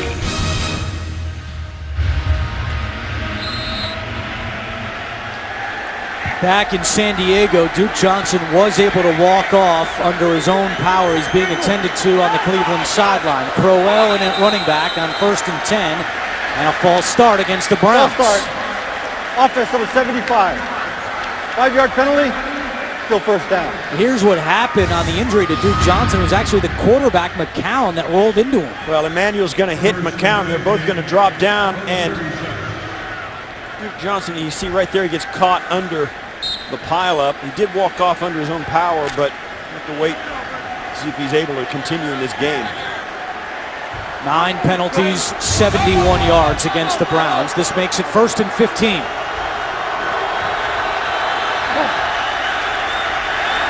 McCown swings it to Crowell, and nothing doing on that play. Melvin Ingram makes the tackle. Well, I put this squarely on Josh McCown right here. You know, it's man coverage. If you're going to throw the swing route to your running back out to the left side, you better be pretty clear that there's some smooth sailing out there. Actually, Ingram had dropped into space out there. It wasn't man-to-man coverage, but he was breaking on that throw before it even left Josh McCown's hand. Very dangerous throw. You put your running back in a precarious situation. Loss of 5. It's starting to drizzle in San Diego, which doesn't happen very often. 8:50 to go, 3rd quarter. Play action. McCown slings it to Crowell at the 35, takes it outside, and Crowell into San Diego territory. Still going down the sideline. Crowell inside the 20, and finally tackled close to the 15 by Jimmy Wilson. A gain of 47. And some poor tackling by the Chargers. Well, Brandon Flowers gave a half an effort at the end of this, right? That what sent him up the sidelines. And Crowell's going to catch this. When he turns up, he should be out of bounds right here where Brandon Flowers hits him, and he just doesn't give a full enough effort to get him out of bounds. Great job by Crowell. Officially a 53-yard gain. That's the longest catch of Crowell's career. And hand it off to Drone inside. And Drone trying to push that pile. That's his first carry today. On that note, that last play, though, Josh McCown has had a lot of success on those check down routes today. And we know very well one of the key focuses, Eric Weddle told us, Manti Te'o told us in their meetings on Friday, tackling was poor last week against Adrian Peterson and the Minnesota Vikings. Right there, another example. That was a 30-plus yard difference between where Flowers should have knocked him out of bounds and where he ended up. So a good sign there. Duke Johnson has the helmet back on. So we'll see if he comes in. It's 2nd down and 4. 7th play of the drive. McCown to Drone. And Manti Te'o is there to make the tackle. Drone was listed as questionable with a back injury today. This is the first time we've seen him. He's their normal kick returner, but it was Justin Gilbert so far. Both these teams came into this game 1-2. A big reason they were in 1-2, as you see Duke Johnson come back onto the field, was missed tackling. Both teams lamented their inability to tackle well, and if you watch the best defenses in the NFL play, that's one of their characteristics. The first defender to the ball makes the tackle. These two teams have struggled in that department. Josh McCown has a 22% completion percentage in the red zone this year. That's worst in the NFL. Completes this one. And Johnson trying to spin away, and not much doing there for Cleveland. They're going to have to send out the field goal unit. Well, this play is going to start Joel Bitonio and Alex Mack are going to get out in front of this running back. Both of them whiff on the block. They both missed the block in space. Otherwise, that has a chance to go in. But both the offensive linemen going out to run interference completely whiffed on the defender. Coons is 2 for 2 today. This is from 33 yards away to give Cleveland the lead. Kick on the way, and Coons knocks it through. So a good drive by the Browns, but they can't find the end zone. Here in the third quarter, Cleveland has taken a 3-point lead on San Diego. Saturday, the SEC on CBS puts on the best game from the best conference as the Bulldogs battle the Volunteers. The hoopla begins with college football today. Georgia will be trying to bounce back after the loss yesterday to Alabama as we check in with Scott Kaplan. Andrew, when the Chargers come back out onto the field, who knows if they're going to have Stevie Johnson at this point right now. He's been working on his right hamstring. The trainer put ice on it and then wrapped it with an ace bandage. He's taking it off. He's trying to stretch. He's trying to massage it out. But his return at this point is questionable, and he's just now taking a seat on the bench. That doesn't look too good either. That's not good body language. Chargers fans have to be thinking, where are all these injuries coming from? Just decimated on the offensive line. They lose 2 receivers today. They lost a bunch of corners last week. Jason Verrett did not play today. They just cannot avoid the injury bug. Oliver trying to avoid Cleveland tacklers and finally brought down at the 18-yard line. 5:49 to go third quarter. You're watching the NFL on CBS.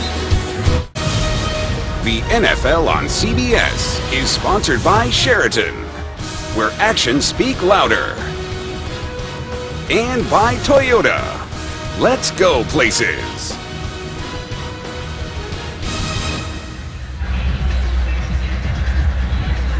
Browns lead 16-13. Josh McCown has thrown for 272 yards already in this game. Crowell with 43 yards rushing. A quiet day so far for Melvin Gordon, and Keenan Allen has been the main target for Phillip Rivers. They start on the ground with Gordon with 5:45 to go third quarter. Meter makes the tackle. Well, the injuries continue to pile up for the Chargers. They just cannot dodge the injury bug. And take a look here. Started without their left side of their offensive line and their center. And then in the game, Malcolm Floyd out with a concussion, and Stevie Johnson being evaluated for a hamstring injury. He's still on the bench for this series. As Rivers finds Woodhead with room to run. Danny Woodhead, first down and more. Turn it on the Jets. Woodhead at the 30. Danny Woodhead finally tackled inside the 20. A gain of 62 for Danny Woodhead. Now, there aren't many guys who can do this. He is so small, but he's got such a great feel of how to squeeze. Watch, he's going to just feed his way through here very late when everybody else is dropped out. And actually, the pressure in Phillip Rivers. And you see Woodhead just scoot out underneath everybody, and then he gets the ball in the open field, and he has such incredible instinct with that football in his hands. He's such a dangerous weapon offensively. The longest catch of Danny Woodhead's career. And now there is an injured Brown down on the field. It's Tashawn Gibson, who was questionable today with a groin injury. We're back in a moment. Tonight on CBS, Téa Leoni returns with special guest star Morgan Freeman on the powerful season premiere of the hit drama Madam Secretary. tonight after 60 minutes, only CBS. Deshaun Gibson being evaluated on the Browns sideline. He's questionable to play today with a groin injury, and as we take a look. Well, you'll see right there, his ankle is caught under the hip of his teammate on the tackle of Woodhead. I'm surprised that doesn't happen more often with those defenders piling on each other like that. That was Phillip Rivers' longest completion since 2012, a 61-yarder to Woodhead. It puts San Diego in the red zone. They trail by 3. Cleveland's coming with pressure here.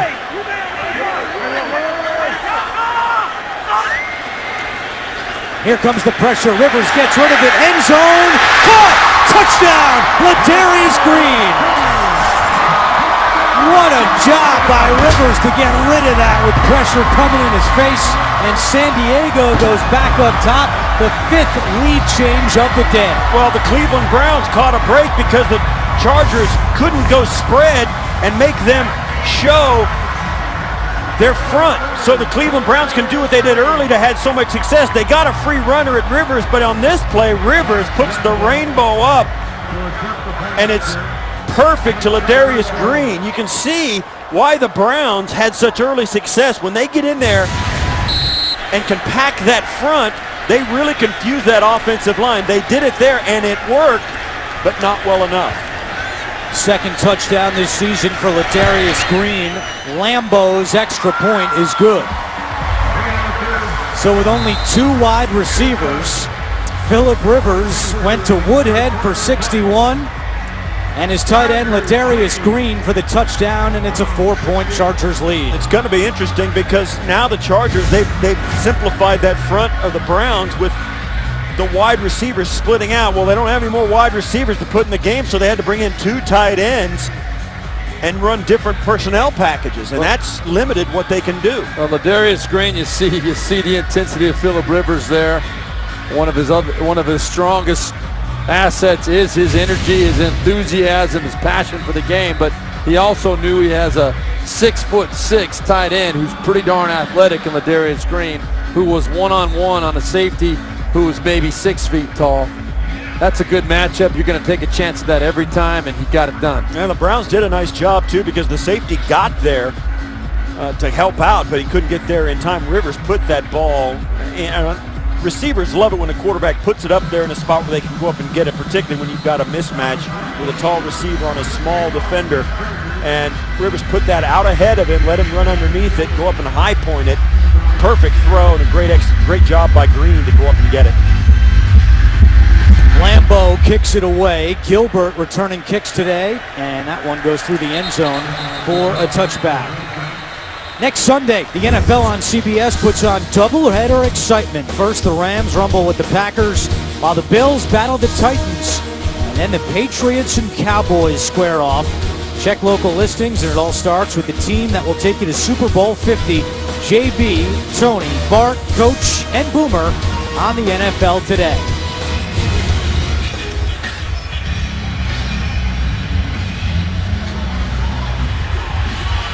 So Cleveland starts this drive at the 21st and 10, and Brandon Flowers is not out there for the Chargers. The cornerback had to go to the locker room a short time ago, has not come back out. So another Charger being evaluated for injury, and that pass is incomplete. It was Patrick Robinson on the coverage for the pass intended for Benjamin. I think with the situation with the Chargers secondary, I think the key thing for the Browns now is protect McCown so he has time to find these receivers. These small, fast receivers are going to have some ability to get some separation in the secondary if he gives them time to work those routes, but they've got to protect McCown to get it done. Robinson and Williams are the corners right now for the Chargers. The give is to Crowell, and he can't push his way through the right side of that offensive line. It's 3rd down. Manti-Te'o on the tackle. Steve Williams is in at cornerback, the 3rd-year man out of Cal. He was a 5th-round draft pick back in 2013, but you go down the list, and he was not the top guy on the list coming into today. All of a sudden, they're out without Verrett, they're without a die, You just saw Stevie Johnson go to the locker room. Cleveland is 3 for 10 on third downs. It's 3rd and 8.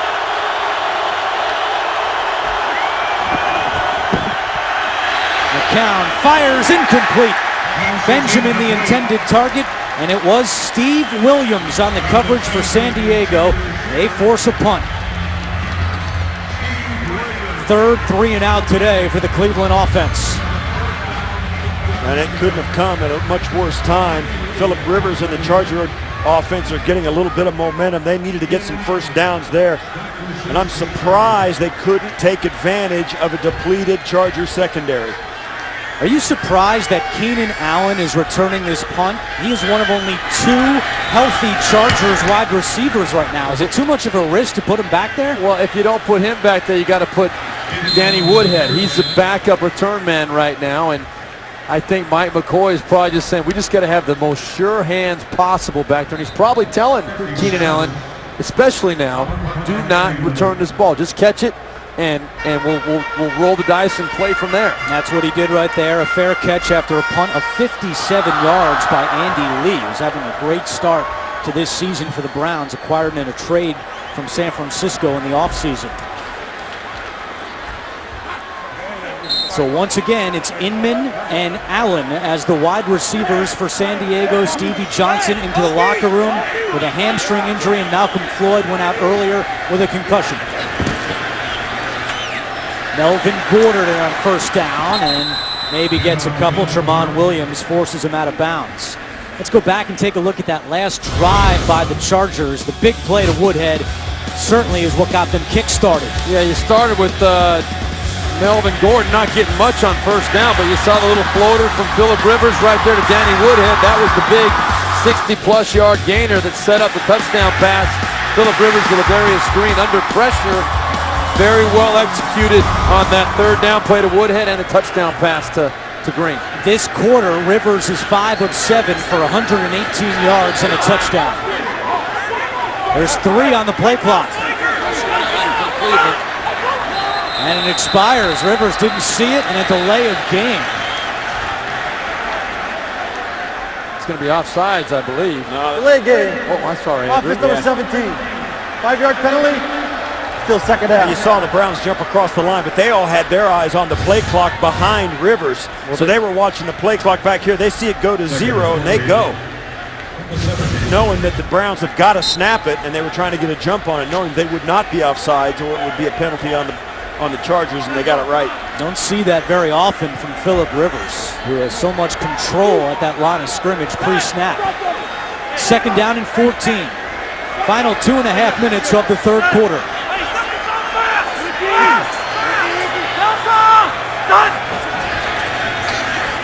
Gordon lined up as a wide receiver, makes the catch, fighting his way for extra yards.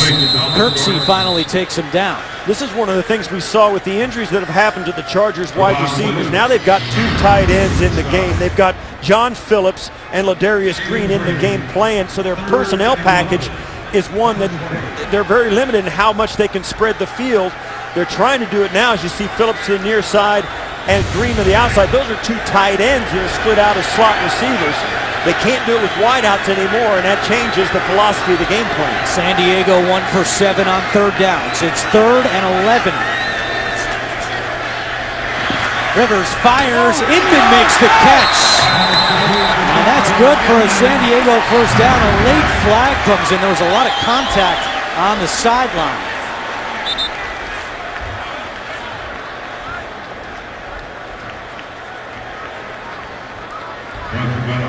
Bill Vinovich has been a busy man today. After the play was over, personal foul. Defense number 33. Take it out of bounds. 15-yard penalty, automatic first down. Another costly penalty against Mike Pettine's Browns. It goes against Jordan Poyer. Super job on.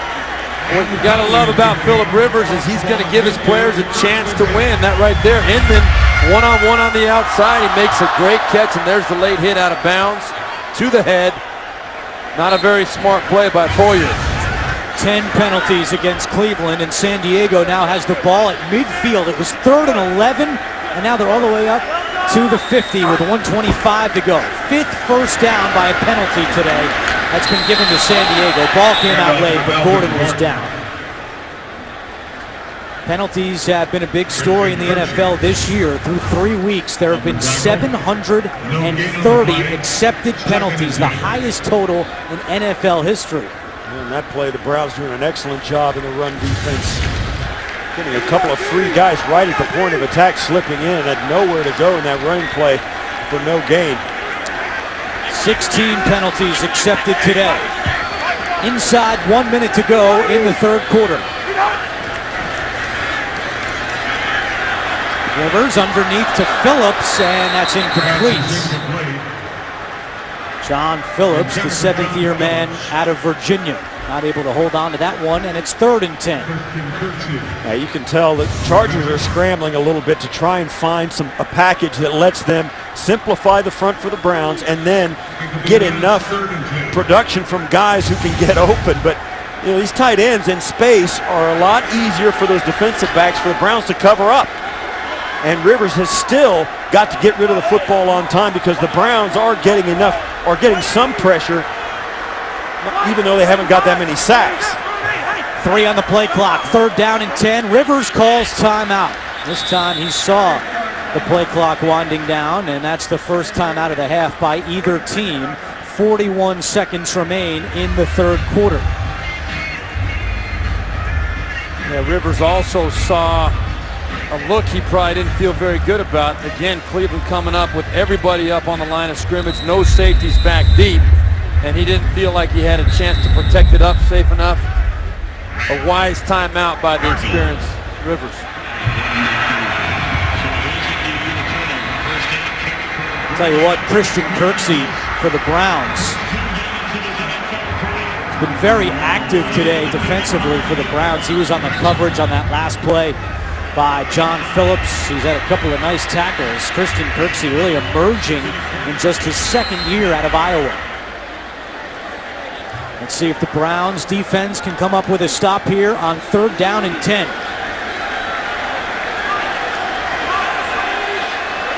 Sun now shining in San Diego. Rivers out of the gun. Hey, listen, we're going deep. Good team to go. Let it, Ricky. Hey, Ricky. Delta! Sun! Rivers in trouble, and Rivers goes down. Jamie Meter with the sack for the Browns, and the Browns defense forces a San Diego punt. Yeah, and they fooled Phillip Rivers on this with their front. Mike McCoy told us Friday that Mike Pettin is very creative on 3rd down. They drop everybody out on the left, throw everybody up on the right, and they get in for the sack. That was a great job by the defensive front of the Browns, fooling Phillip Rivers into the sack. It was Xavier Cooper with his first NFL sack. Benjamin fields the punt. No time left in the third quarter. Benjamin has some room. Travis Benjamin is tackled at the 38-yard line. He nearly broke it. A 32-yard return, and that is the end of the third quarter. Chargers lead 20-16. We'll return to San Diego after this message and a word from your local station. You're watching the NFL on CBS. Start of the fourth quarter. It's been a seesaw battle here in San Diego. 5 lead changes, 2 ties, and right now the Chargers have a 20-16 lead. Both these teams 1-2, trying to avoid a 1-3 start. And after the punt return by Travis Benjamin, Cleveland will start the quarter with the ball at their own 38-yard line. With Steve Berline, Steve Tasker, and Scott Kaplan, I'm Andrew Catalan. Our entire NFL on CBS crew, we thank you for joining us here in San Diego. 1st and 10 for the Browns. Crowell trying the right side, finds a hole, and gets up to the 44-yard line as we check in with Scott Kaplan. Andrew, injury updates from the Cleveland sideline. Duke Johnson expected to return to this game with a left ankle. They retaped it. Defensive lead to Sean Gibson, a defensive back, also had a left ankle retaped. His return is questionable. Brandon Flowers still not out of the San Diego locker room, but remember, he missed the game last week against Minnesota with a knee, and he was a very late scratch. All right, Scott, once again, it's Robinson and Williams at corner for San Diego. Crowell again, and he runs right into Kendall Reyes. It'll be 3rd down for the Browns. Yeah, the Chargers had the right run stunt on right there. They actually blitzed right into the strength of that run. Met him at the line of scrimmage. Now you're looking at a 3rd and 4. You'll see the activity on the inside linebackers coming up the gap. And Manti Te'o and Kendall Reyes were right there to make the tackle. Chance of defense from the fans here in San Diego. It's 3rd and 4. Pressure coming. McCown steps away, throws it up, and it's caught by Benjamin for a 1st down. What a play by Josh McCown. A gain of 16, and the Browns move the chains. Well, Darius Philon had a chance to get to Josh McCown right there, right here on the outside. That's him hitting McCown. But what an incredibly athletic play by Josh McCown, moving backwards away from the throw and puts it right on the money to Travis Benjamin. That's a big-time throw and catch. 1st and 10 from the San Diego 40. It's Duke Johnson on the carry, and he's dragged down by Eric Weddle. Gain of 5 on the play. Got to give credit, though, to both of these teams' run defenses. Coming into the game, the Browns were last in the NFL. San Diego tied for the 4th worst rushing defense so far today. The Browns have rushed for 76 rushing yards, San Diego 59 rushing yards. So an improvement on both sides of the football in terms of the run defense.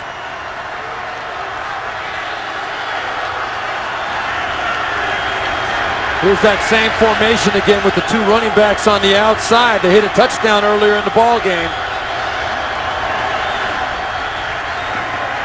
McCown to Duke Johnson. He's got the 1st down. Out of bounds inside the 30.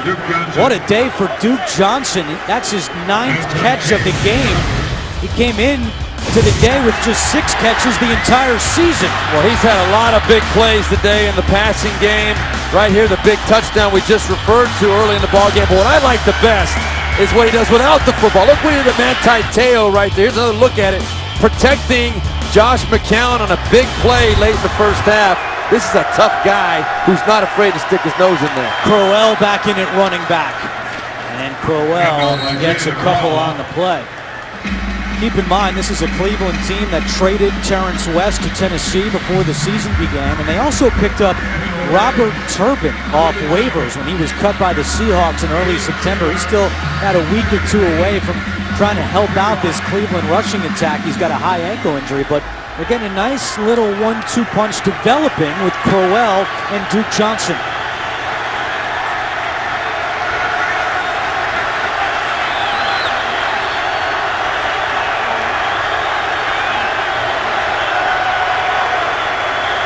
McCown in trouble. He's sacked.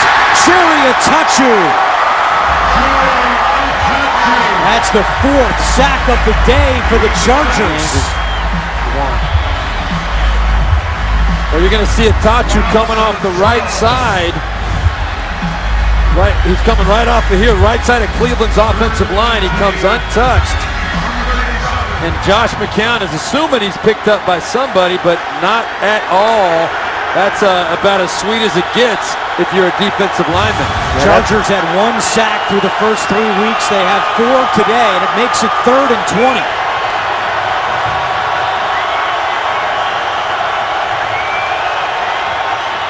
McCown fires over the middle. It's caught by Barnage, and he gets close to the 20. A gain of 16, which is 4 yards short of a 1st down. And here comes the kicker, Travis Coons. That's huge. He gets him right into field goal range, gets him down inside the 25, and that's well within Coons' range. That's a great job. I mean, that's a pretty good series by Josh McCown. He took the bad sack, but that was a blown assignment up ahead of him. They had 5 blockers, 4 rushes, and they left a guy running free. It's a communication issue. But he did a nice job taking the sack that gave him a chance to put him in this field position to get the 3 points. 40-yard attempt for Coons. He's 3 for 3 today. And Coons now 4 for 4 right down the middle. And we've got a 1-point game in San Diego. Chargers lead, cut to 2019. Your weekend starts when the Indianapolis Colts and the Houston Texans square off on Thursday Night Football on CBS and NFL Network. Josh McCown has thrown for 311 yards. It's the 11th time in his career that he's thrown for more than 300 yards in a game. But how about this? He's 2-8 when he throws for 300 yards. See if he can get it going in the right direction now. His team trails by 1 inside 10 minutes to go here in the fourth quarter. Brandon Oliver back deep to receive the kickoff of Travis Coons, who's had a big day for the Browns, 4 for 4 on field goals.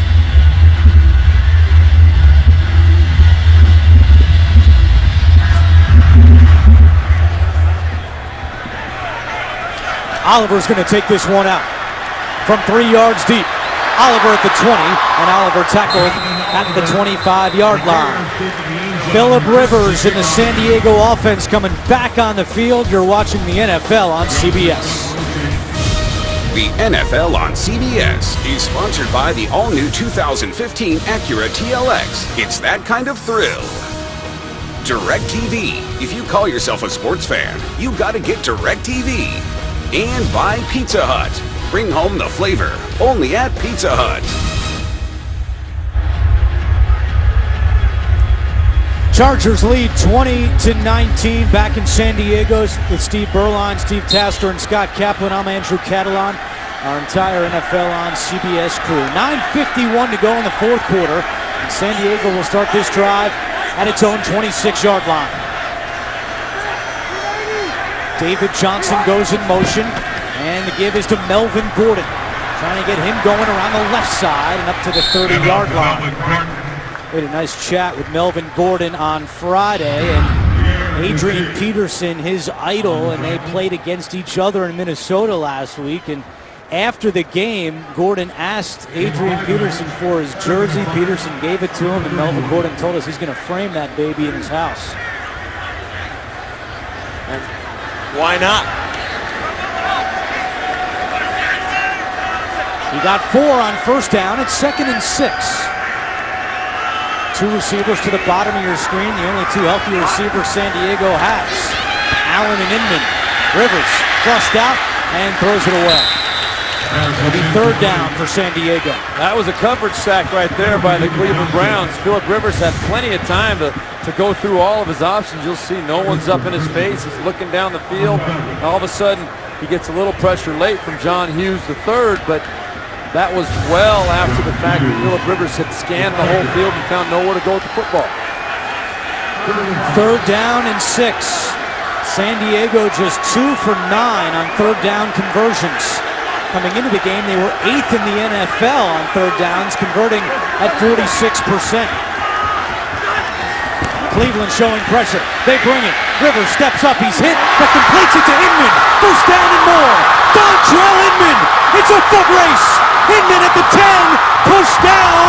And he is down at the 1-yard line. A 68-yard gain. You want to see what makes Phillip Rivers great?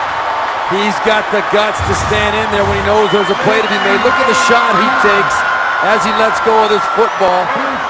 Right in the chest. He knew he was going to get hit, but he delivers a strike coming across the field. That was Poyer that hit him, and Inman takes this ball down the sideline. You got to be willing to stand in there and take a shot to make a big play. Phillip Rivers does it time and time again. Dontrell Inman did not have a catch in the first 3 games, but because of injuries today, he's seen significant time. 3 catches, 88 yards, and now 1st and goal for San Diego. And before the play, 12 men, defense. After this is the goal, still 1st down. They blow it dead, and another penalty against the Browns. Yeah, that's a pre-snap unforced error. Now keep in mind, Melvin Gordon has not scored a touchdown yet. It's been weighing on him. He said he's hungry to find the end zone. Let's see if they give it to him here on 1st and goal inside the 1. It's Gordon up the middle. doesn't get there. Still without an NFL touchdown. Well, that's Danny Shelton, the rookie first-round draft choice, number 71, inside along with all of his running mates. Big boys up there for the Cleveland Browns. Controlled that line of scrimmage on that play. So it's 2nd and goal with 7.5 minutes to go in the fourth quarter. Play action, wide open touchdown, John Phillips. The 4th touchdown of his career, and what a drive by Phillip Rivers and the Chargers. That was the same exact formation they lined up with the run up the middle of Melvin Gordon the play before. They sold everything exactly the same way except the tight end right here. John Phillips takes it right up inside. No one on Cleveland reads pass at all, but Phillips is sitting right there in the back of the end zone for the touchdown. It's a great job of play calling. And Frank Reich, the offensive coordinator, he ran a play and then ran the same play with a wrinkle right behind it. The first play, really, in case it doesn't get in, you've got a wrinkle to run. They sell completely out to stop it the second time in a row, and it's not the same play.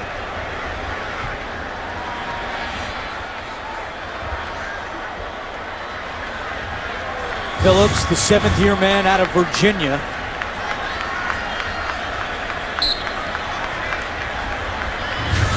And now here is Lambeau for the extra point with 7:26 to go.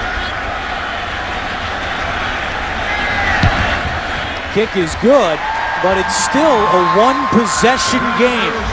Browns down by 8, but what a drive for Phillip Rivers. His 3rd touchdown of the day, and the Chargers lead 27-19.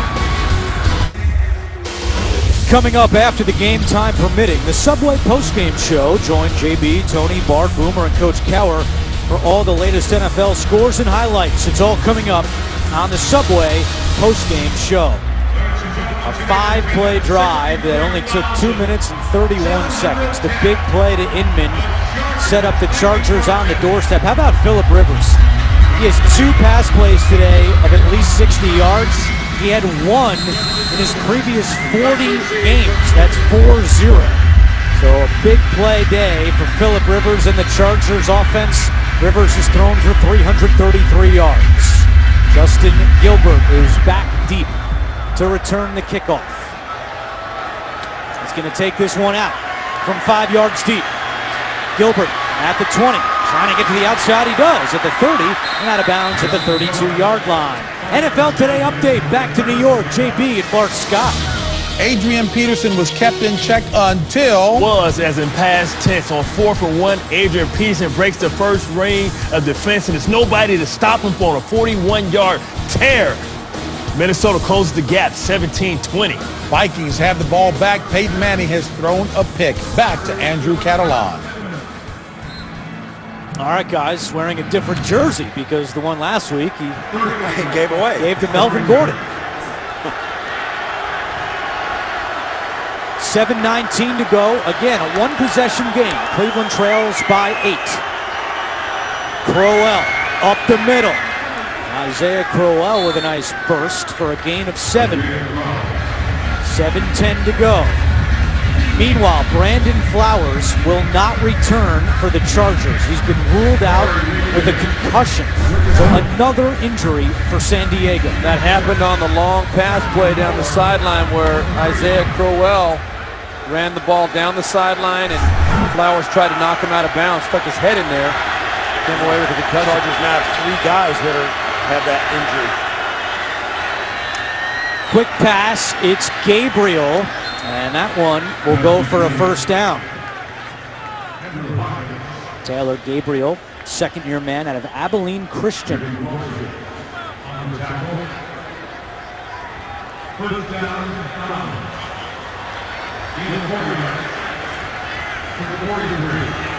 6:30 to go. McCown has thrown for 315 yards today.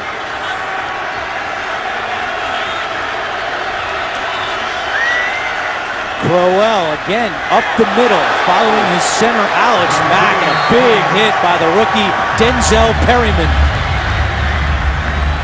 That was full extension on that tackle. Perriman came, met him in the hole, and was able to shoot those hips and finish that tackle. Let's take a listen.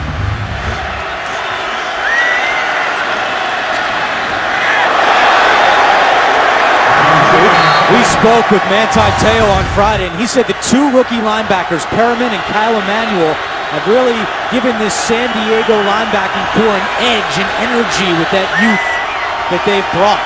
A big tackle there by Perriman in 2nd and 6. McCown has time. Fires over the middle. Caught by Benjamin. Slips a tackle. First down and more.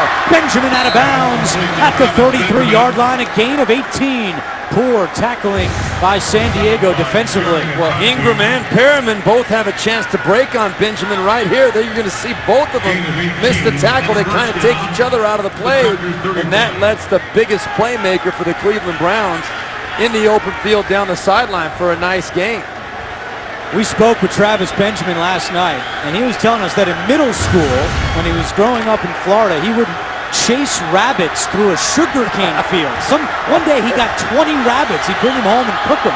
And he told that story to special teams coach Chris Tabor, who started calling him the Rabbit, and now everyone calls him the Rabbit. He certainly got the speed of a rabbit. As the Browns go back to the ground, a nice drive here for Cleveland. For those of you expecting to see 60 minutes, you are watching the NFL on CBS in the game between the Browns and Chargers. I'm Andrew Catalon with Steve Berline, Steve Tasker, and Scott Kaplan. Chargers lead 27-19. 60 minutes will be seen in its entirety immediately following this game, except on the West Coast, where it will be seen at its regularly scheduled time. 2nd down and 1 with 4:20 to go. Duke Johnson with a first down run for Cleveland. It's interesting with Denzel Perriman playing linebacker for San Diego, tackling his teammate Duke Johnson. Both were at University of Miami last year.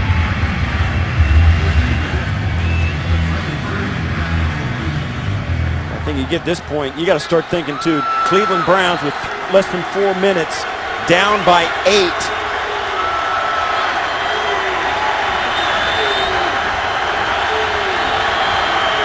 Taking a lot of time here, 3:40 to go. Play action, McCown, and that's caught. Short gain by Taylor Gabriel with 3.5 minutes to go. Perriman makes the tackle. Yeah, great job by McCown to get that off. We've seen that so many times where the guy comes up the field and the quarterback throws it right into the outstretched arms and gets batted down. He had to pump fake it, which you could tell threw the pattern off and the timing off, and it didn't give Gabriel a chance to really make anybody miss. Browns using a lot of time on this drive. 3:05 to go. It's 2nd and 7 from the 20. McCown lofts one up for Barnidge. Juggling catch. Incomplete. They're saying he was out of bounds. Nearly an incredible play by Barnidge. Yeah, he couldn't pull it in. He double caught it, and when he caught it for the second time, he landed out of bounds. Watch, he tips it to himself, still in the air. He's got 1 foot then. Well, that's very close. That's very, very close. Mike Pettin may want to throw the red flag. I think I would, yeah. That's a good, and he just did. He does. All he has to get is that elbow in with control or a knee before he comes down out of bounds. Very close. It looks like the left elbow. His knee's down. His knee's down. His knee was down before his elbow was. But that's going to be a catch. The ball might have been bobbled though a little bit at the end. This is going to be close. I think this is it's a catch in the backyard. It should be a catch here too.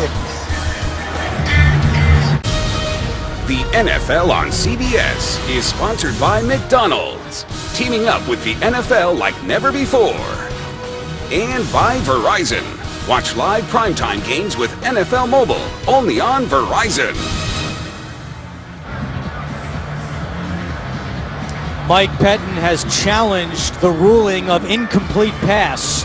As we go back to New York, our officiating expert, Mike Carey. And Mike, what did you see on this play? I see very much what you do. The receiver bobbles the ball while he's in the air, but gains clear control, gets his knee down, then the elbow down in bounds, maintains control as he rolls around when he hits the ground. If I'm in the booth, I reverse this to a catch at the 1 yard line. Steve Berline and I are discussing it, and I'm with you, Mike, but he thinks as he rolls over on his back, he loses it as he turns over on his back right here. One hand comes off, but I still think his right hand has control of that football. I'm with you, Steve. No, with two Steves. Yeah, but you're killing me. The ball, his hand comes off, but the other hand still remains firm on the ball. After reviewing the play, I reversed it. The call on the field is reversed. The receiver had possession, and his left elbow was down inbounds at the half-yard line. First and goal at the half-yard line. What a tremendous play by Unbelievable. Gary Barnidge. Mike Carey, thank you very much. First time this season Mike Pettine has won a challenge, and what a challenge it was. First and goal from the half-yard line. Now Mike Pettine's fear, obviously if they score here they're going to go for 2, but his fear is if they do tie the ball game, Phillip Rivers is going to have some time left on that clock. First and goal for Cleveland.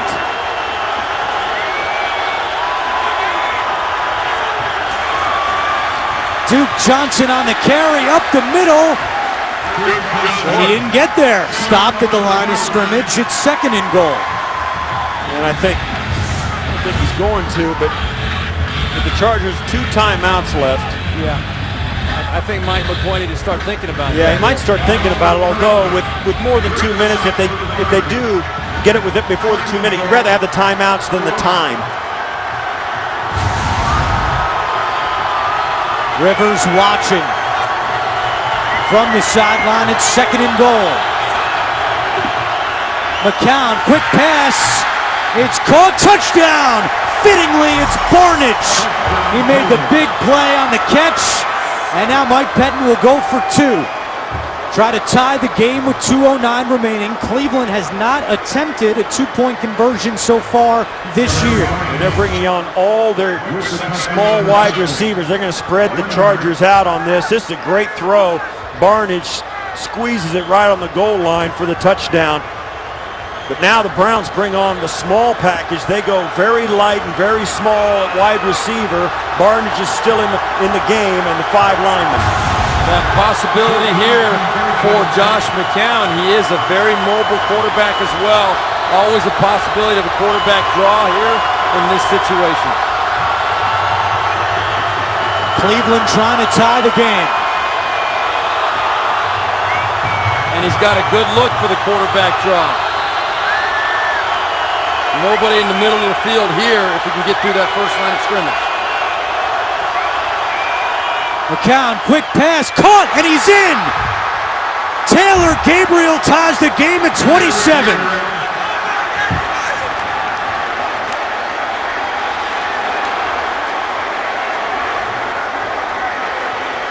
There are a lot of Cleveland fans behind that Browns sideline, and they are going nuts. Mike Pettine throwing the challenge flag coming up big, and we are all knotted at 27. And what a great job by every member of the Cleveland Browns offense, stepping up when they got a chance to make plays, from Josh McCown all the way through to Tyler Gabriel right there at the end.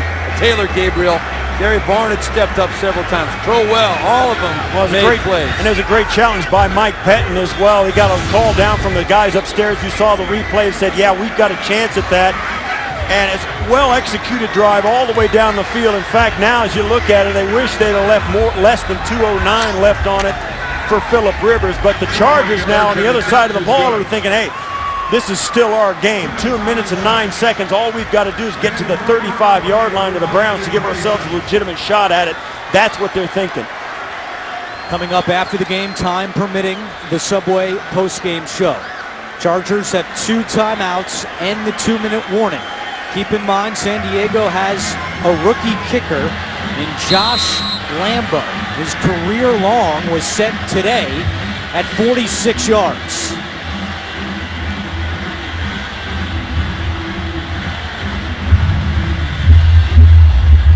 Oliver back deep to receive the kick. Oliver's going to take this one out. At the 20. And out of bounds at the 27-yard line. And he goes out with 2:03 remaining, so the Chargers will get the 2-minute warning. And then the 2 timeouts, out comes Philip Rivers. And Philip Rivers has 24 game-winning drives in his career, trying to add to that total today. Plenty of time on the clock with 2 timeouts, as we discussed. And there aren't many people in the NFL you'd rank above Philip Rivers in this exact situation. But he's doing it with a depleted offensive line and a depleted receiving core. Hands this one off to Woodhead. Gets around Randy Starks and tackled at the 32-yard line. That takes us to the 2-minute warning. All tied up in San Diego. On CBS begins with 60 Minutes and driverless cars, followed by the season premieres of Madam Secretary, The Good Wife, and CSI Cyber, only CBS. 1:57 to go, and you see the goalpost there. The wind is calm. There was a storm front that came through earlier this morning. It's moved out, but should not be a factor for the rookie kicker Josh Lambo if he's given a chance. 2nd and 5 for San Diego. They have 2 timeouts remaining from their own 32-yard line.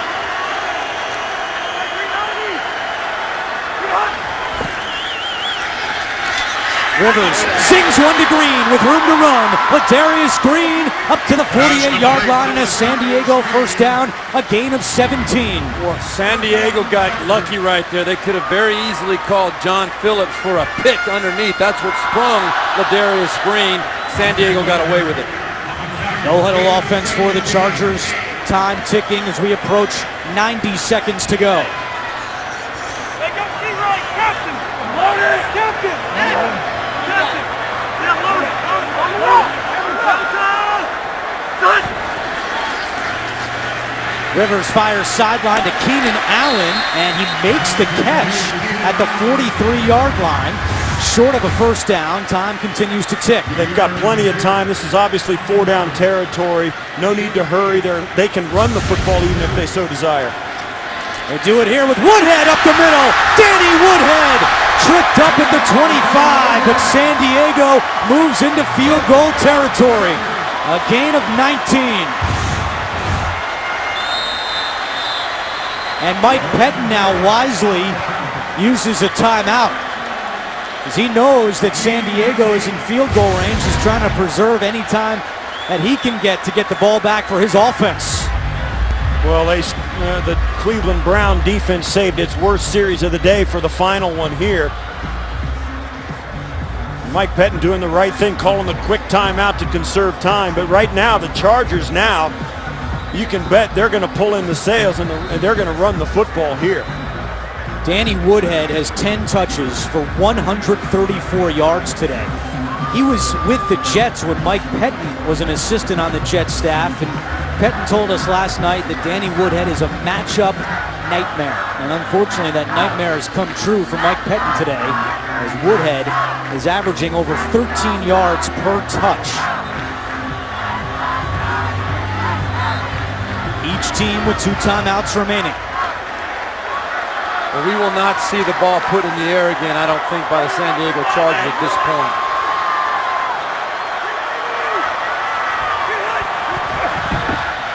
Woodhead on the ground, gets a couple. Mike Pettin immediately calls timeout. He has 1 left.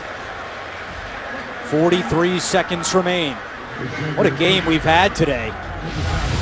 5 lead changes, 3 ties, including right now Rivers to Keenan Allen for the first touchdown of the day, but Josh McCown's had a big day as well. Duke Johnson, his first NFL touchdown.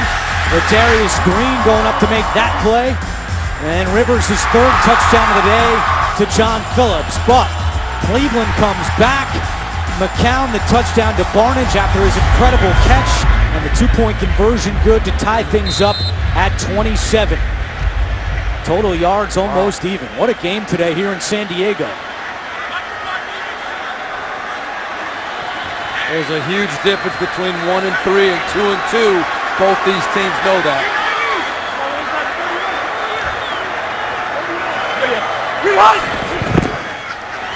Woodhead Not much doing. Mike Pettine calls his final timeout.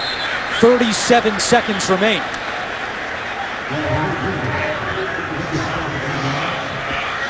What looked to me the most dire of circumstances today for the Chargers. They got 3 of their 5 offensive linemen out of this game.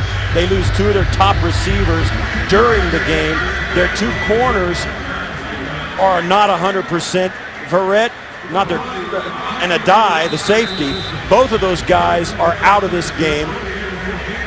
But you got to take your hat off to the offensive line. I mean, there was a little bit of concern, I'm sure, early in this ball game from Phillip Rivers and Mike McCoy and Frank Reich about whether these guys are going to hold up. Well, they found their rhythm, and they've played very, very well, especially considering the circumstances. Yeah, they looked bad for them early, but they found their rhythm. The offensive coaches spread the defense out for the Browns, gave them a chance to get their bearings and pick out who was rushing, and done a great job. So San Diego will just take a knee. They can run the clock all the way down to 3 seconds and call timeout to set up a game-winning kick for Josh Lambo. Letting the time run down, and Lambo is a really unique story. He's a rookie out of Texas A&M. He beat out Nick Novak in training camp, the longtime kicker here in San Diego. But prior to college, he played professional soccer. He was a goalie in the MLS for the team in Dallas. He spent 4 years as a pro soccer player. Went back to Texas A&M, not drafted, came to San Diego to battle Nick Novak, wins the job, and now can win the game for the San Diego Chargers. He's 2 for 2 today.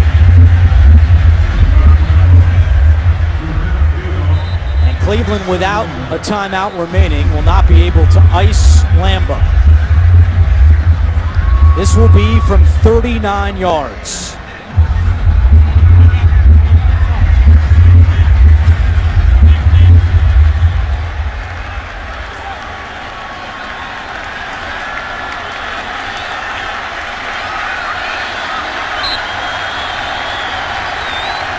The holder is the punter, Mike Cypress.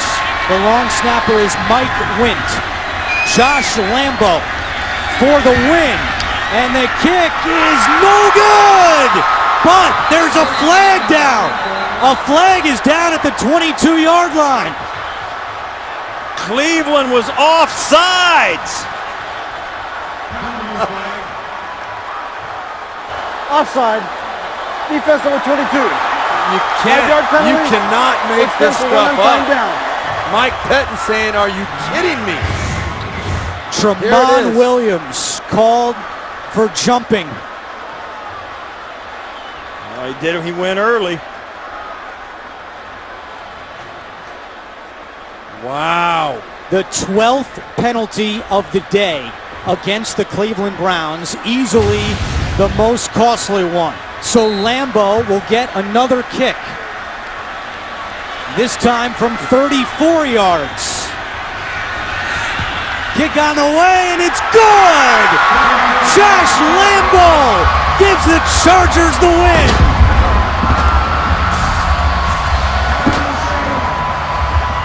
Cleveland has seen a lot of heartbreaking losses over the years, and this one ranks right up there. A penalty on Tramon Williams gives Josh Lambo another attempt, and Lambo with redemption. Chargers go to 2-2. The Browns fall to 1-3.